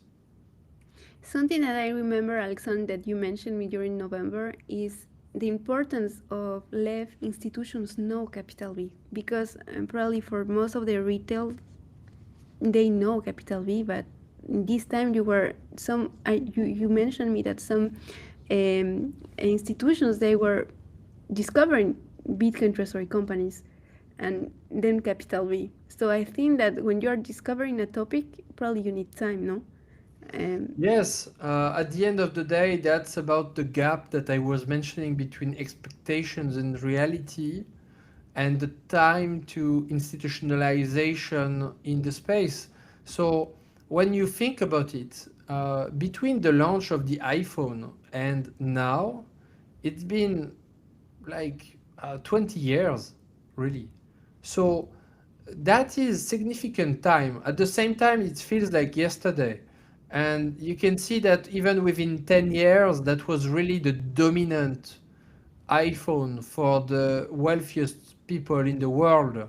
And so what will happen to Bitcoin treasury companies is the the Bitcoin treasury company shareholders are likely to become the wealthiest people in the world.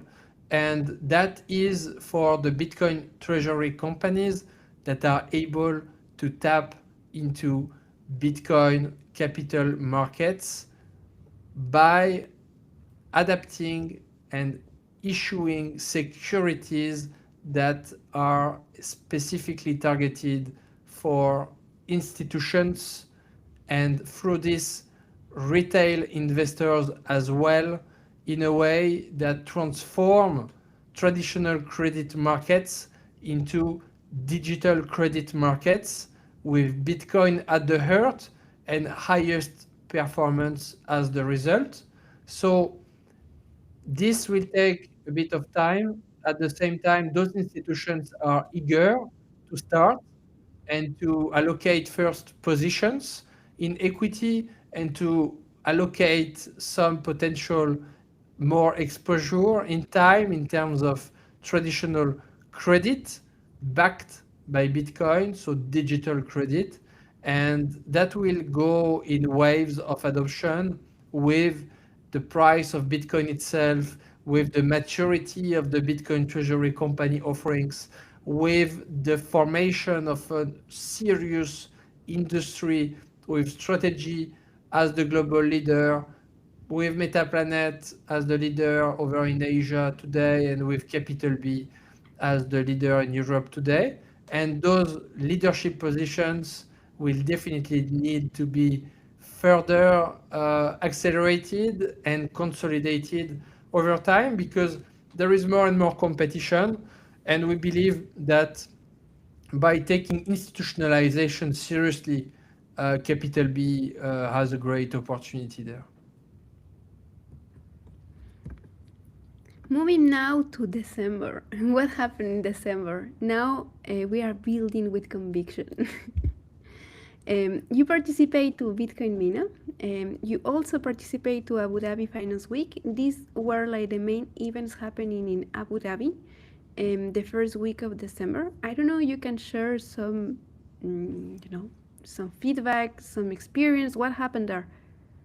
How is all Well, the sentiment going? Well, as we have announced, we have now a subsidiary in Abu Dhabi, so that was quite special for us. That subsidiary has the objective to coordinate our global efforts on behalf of Capital B for the scale of our Bitcoin treasury company strategy, institutionalization, internationalization. I am now personally based as well in Abu Dhabi. And so Bitcoin MENA was quite special in that respect. It's been the opportunity to meet with many more people and have the opportunity as well to meet again with the Metaplanet team. And congratulations to them for having the launch of their ADR in the US. That's great news. And have the discussion around MSCI as well. Uh, Go to the Abu Dhabi Finance Week was also quite important. And within that period of December, continue to build institutional relationships, both in traditional finance and in traditional media, with Le Revenu, which is the leading personal finance media over in France.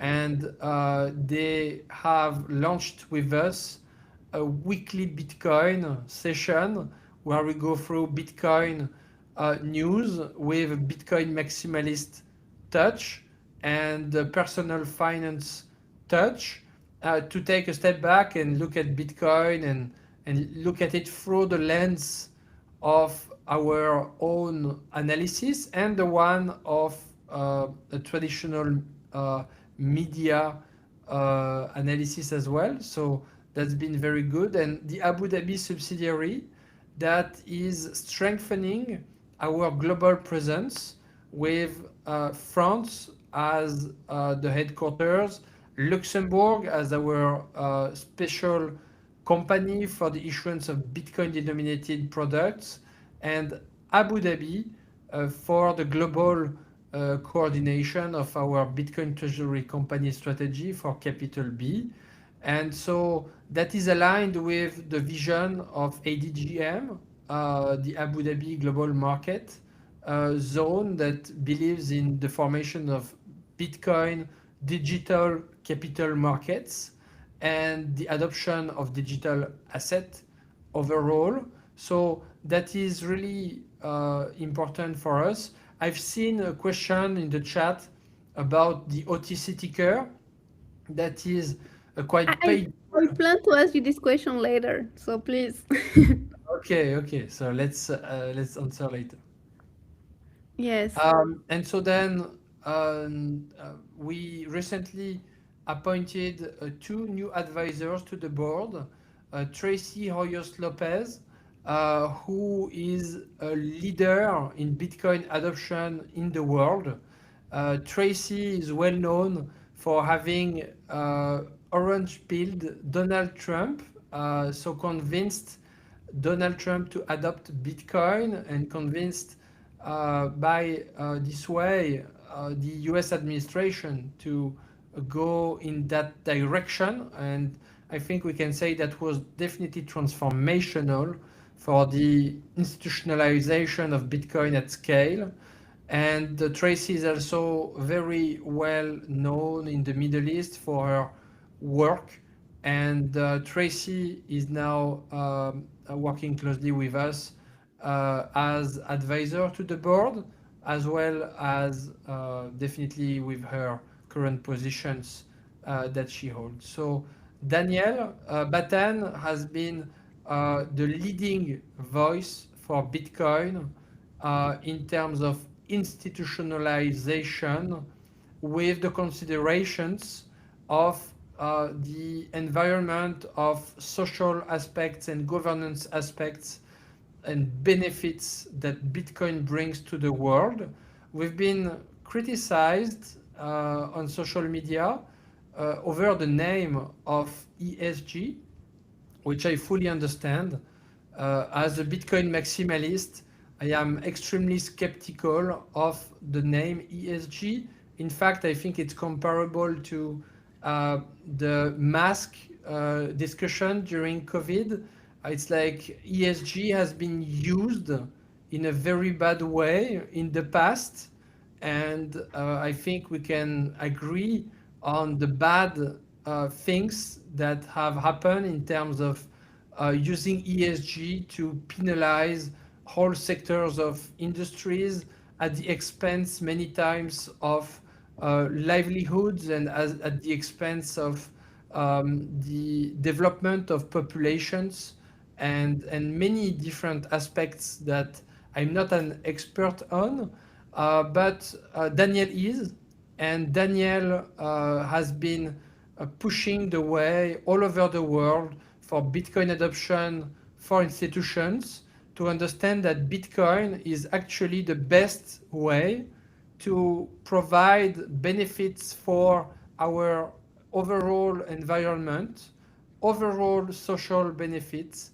and overall governance aspects, with the fact that Bitcoin is the most ethical asset on earth, and that Bitcoin treasury companies operate in an institutional environment, and the capital B role will also be to educate and to show the positive role of Bitcoin in the world, and the fact that by contributing to Bitcoin adoption, we contribute to the stability of the grid all over the world. We contribute to the preservation of the value of the work of the people that are the most in need all over the world, and we contribute to the decentralization of Bitcoin by having more Bitcoin adoption all over the world that ends up in more Bitcoin self-custody ultimately, and that ends up with more options for Bitcoiners all around the world to adopt different types of financial services around Bitcoin, and financial institutions competing for more peer-to-peer products around Bitcoin.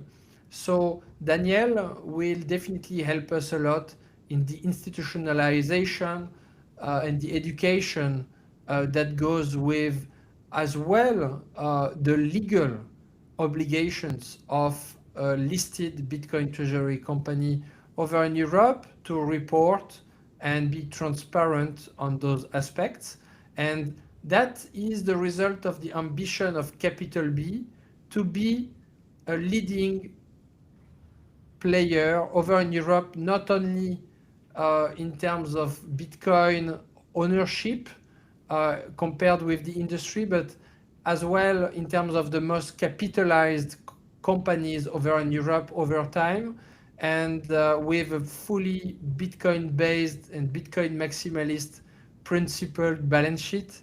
But that requires to have a forward-looking view and to understand that Bitcoin needs to be understood by the greater population and the greater institutions all over the world. And for this, specifically as well in Europe, you need to understand where people are coming from, and you need to push the case for Bitcoin because we have the conviction that this is the best way to fix the world, is to adopt Bitcoin. So that being said, Capital B will definitely take the feedback of its shareholders as well and consider what is the most pertinent route going forward and the way that we do it. And we work full time for our shareholders, so we welcome all of your suggestions. Thank you all. Also, something that happened during December, Capital B, Bitcoin treasury companies, again, they were mentioned by another major newspaper in France, Le Figaro. This newspaper is one of the oldest newspaper in France. What do you think? You have seen in September Le Monde, now Le Figaro. Traditional media, they start to talk about Bitcoin, specifically about Bitcoin treasury companies. Well, that is a significant newspaper in France in terms of economics. That's probably the most read newspaper in terms of its economics part, and it's France's oldest newspaper. It is very significant. Le Monde and Le Figaro are the two largest newspapers. Le Revenu is the largest one in personal finance, and being mentioned in all of these is very important. It gives more visibility, it gives more definitely credibility in the traditional finance era. Even if some of those articles, especially that one in Le Figaro, includes some aspects that are not that positive in some ways, it also provides a balanced view. So, for example, it is the first time that it is mentioned in a traditional media in France that the only thing better than Bitcoin is more Bitcoin. And that was a quote in that article of Le Figaro. And I think it's quite a big progress from 3 to 4 years ago. And to have that shows you how early we are. Um, you can always make fun of people when they say repeatedly that we are very early for 1 year, 2 year, 3 year, 4 years. But it's really the emergence of an industry. And sometimes, as Eric Weiss said in our Capital B talk, sometimes you feel that you are wrong while you are only just early. And so you need to take time and give room for your ambition to play out. And that ambition, we are working relentlessly every day on it.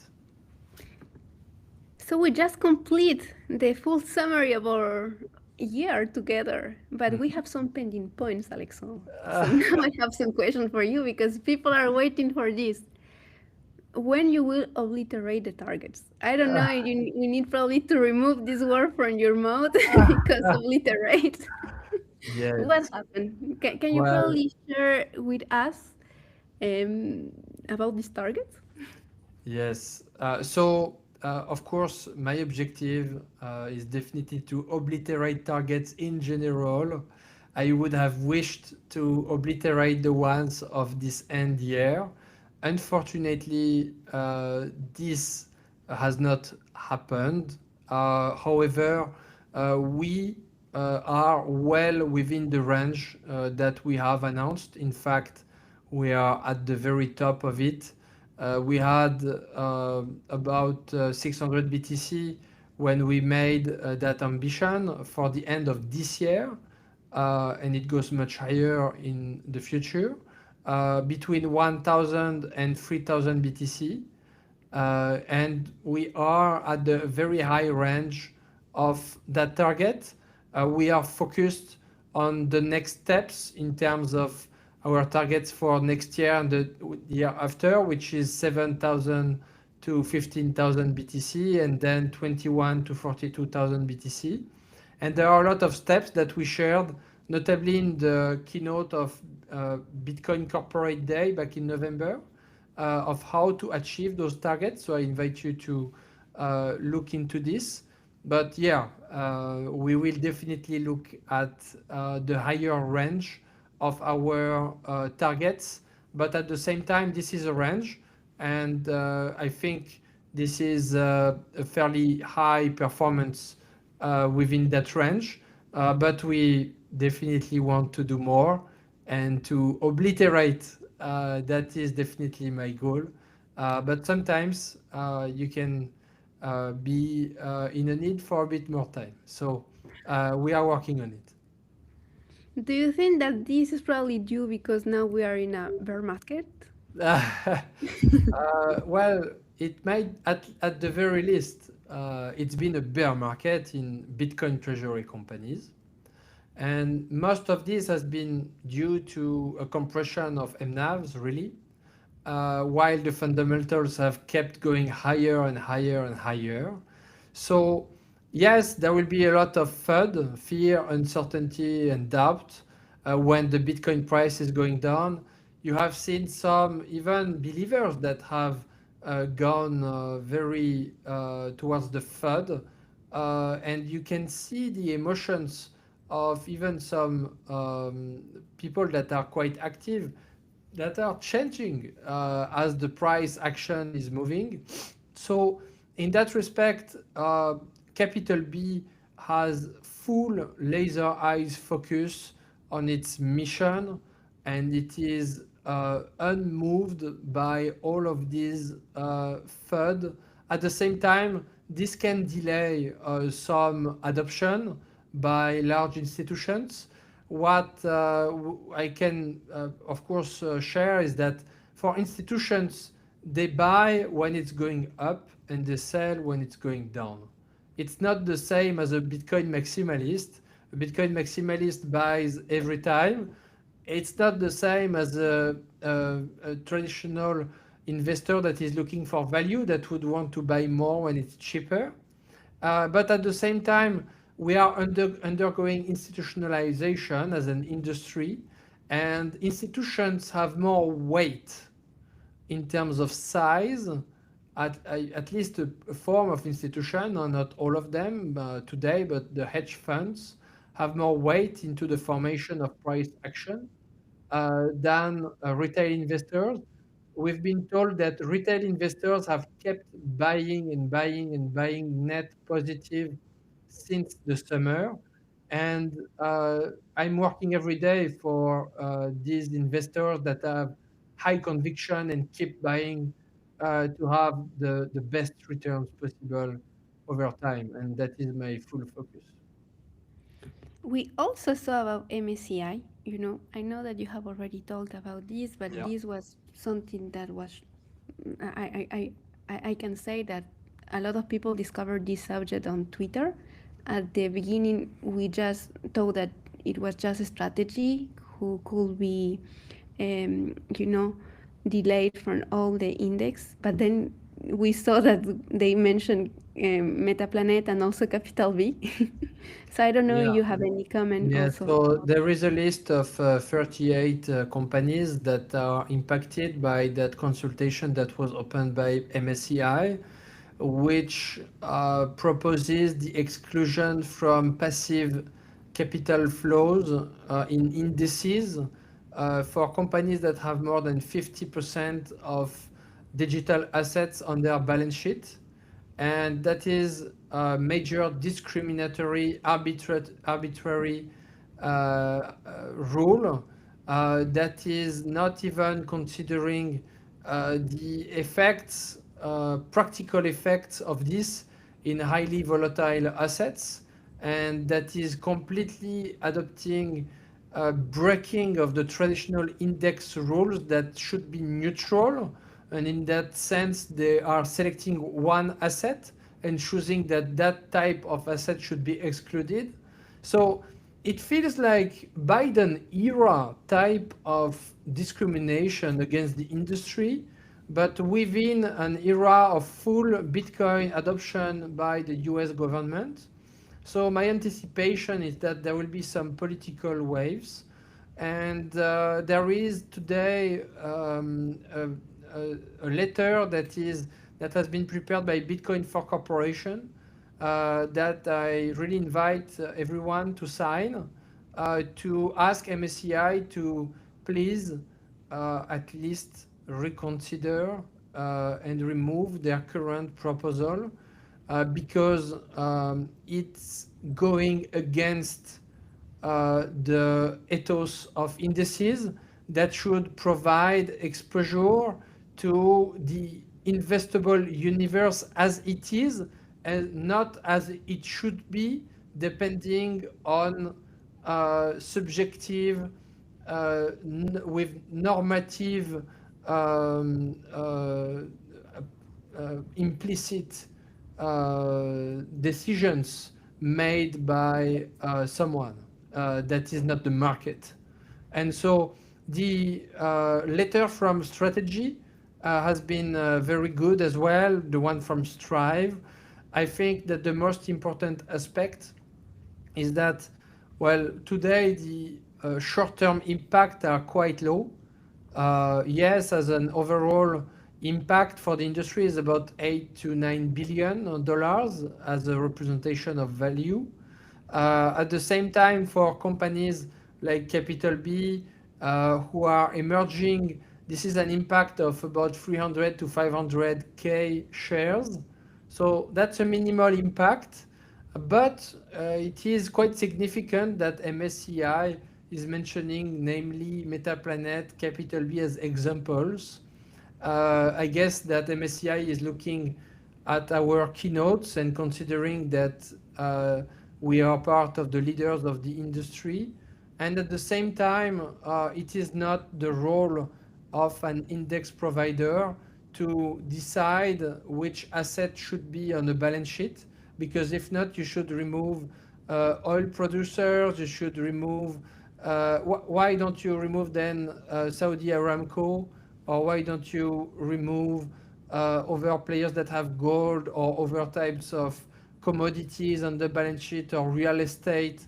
It doesn't make sense, it's discriminatory, and if it is applied, it will make indices completely irrelevant for 20% of the population that have adopted to some level Bitcoin and other digital assets.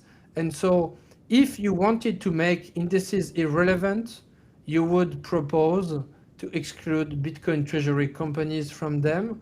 And by the way, the Bitcoin treasury companies, they include some of the most powerful companies in emergence. So MSCI indices investors would definitely go around those types of measures, and they would buy other indices, or they would apply more direct investment strategies. So I hope that MSCI adopts Bitcoin. Bitcoin is hope for the future of MSCI. You can cut yourself from Bitcoin, but you will become poorer. Instead, you have the opportunity to adopt Bitcoin and embrace a new industry. At the very least, provide the opportunity to the market to decide whether Bitcoin is worth within the balance sheet of a company. And having Bitcoin on the balance sheet doesn't define what is a company or its legal nature. The same way having monetary funds in fiat on the balance sheet doesn't define the nature of a company. And in that respect, I think the market will make its own choice in terms of index providers or type of investment exposure to the industry. But still, it would not be beneficial to lose time and energy on that topic for the industry. And I hope that MSCI will at least reconsider its position, or at least give more time for the market to give more propositions in terms of alternatives. For example, it could be possible to have filters at the investor level. If, for example, I could understand that an investor would not want to have a Dogecoin company within its index. At the same time, this is the role of an index, is to provide a neutral economic reality, and that's the reality. But you could provide your investor with an ability to deselect Dogecoin company from the index, but to remove all Bitcoin treasury companies and digital asset treasuries from the index is really a rough a decision without a lot of study.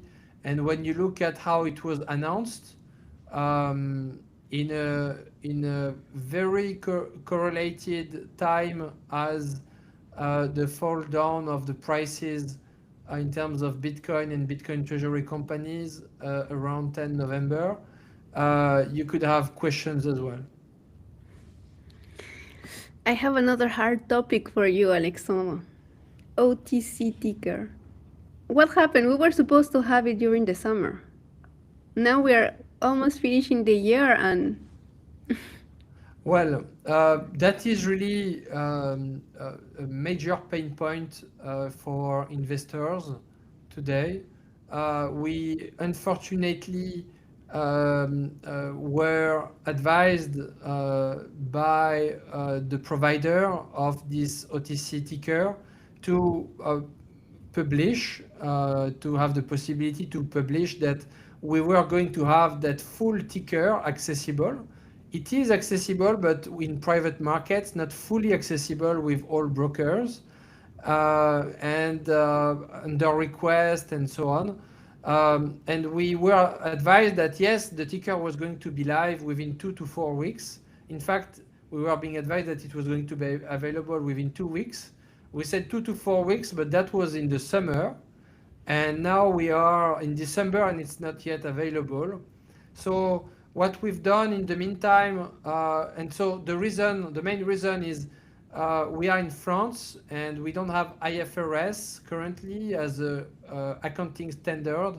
We have French GAAPs, and so for a company to have the full ticker, you need IFRS or you need a market maker that will market make the ticker directly, as of today at least, with OTC markets.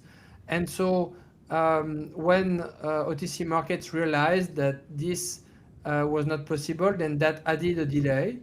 And then we found a potential market maker, but then that market maker as well did M&A transaction, and the other entity decided to stop that type of market making activity. So that added another delay now, and it's is now quite advanced in terms of FINRA, the regulator, and so we hope that we could get this resolved as soon as possible, but there is still some difficulty in terms of the technical market making side of things. So we hope to resolve that issue as soon as possible.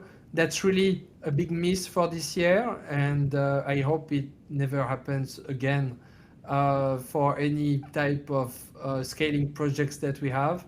And we will put all of the energy on this so that it's accessible as soon as possible. But unfortunately, we don't have a fixed time as of right now.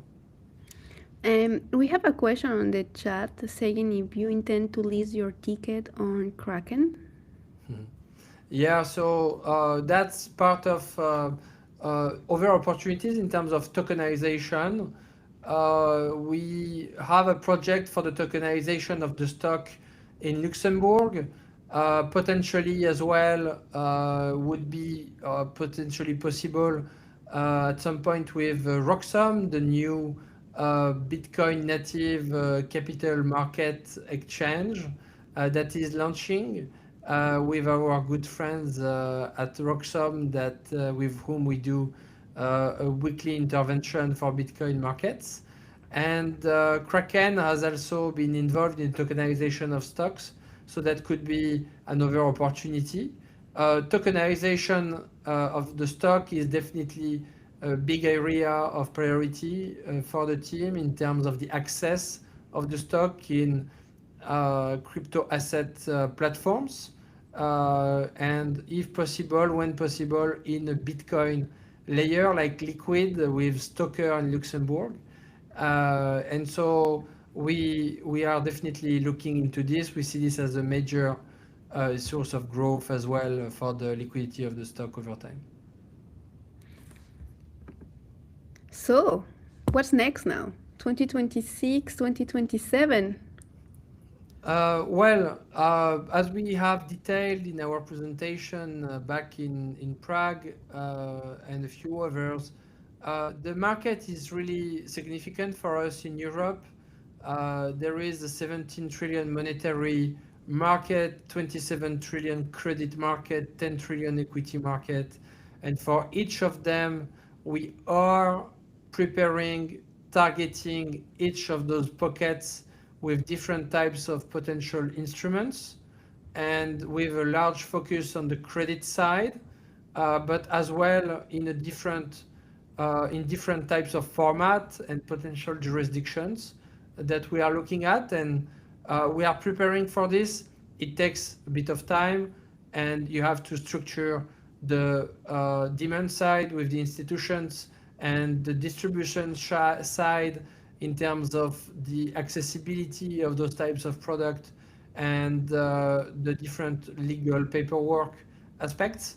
But we are definitely focused on this, and our objective is to reach 5,000, 10,000 plus BTC as soon as possible to issue products that can really make a difference on European soil and really provide that access to Bitcoin-backed credit to European investors.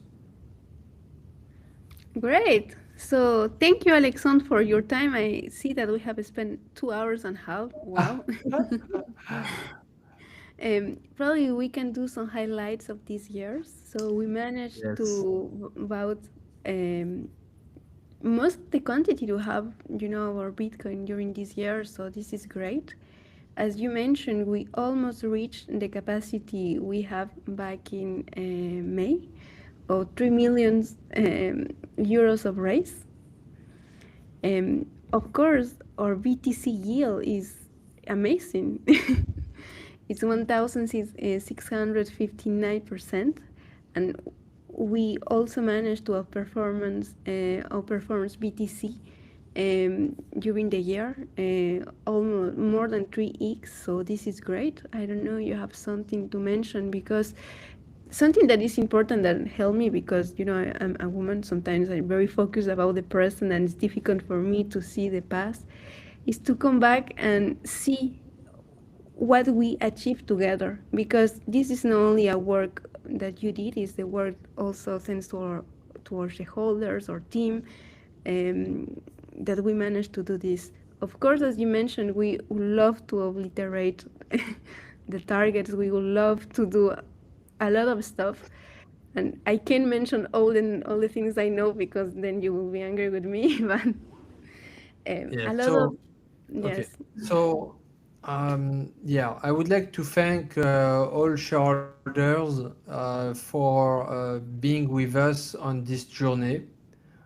This is really an honor for us to work for you every day, for the adoption of Bitcoin, for the infiltration of traditional capital markets, with Bitcoin at the heart of our strategy, but really in a way that can transform finance and in a way that can transform what it means to be a publicly traded company, so that in 10 years, we will probably now exclude companies that don't have Bitcoin on the balance sheet from exchanges.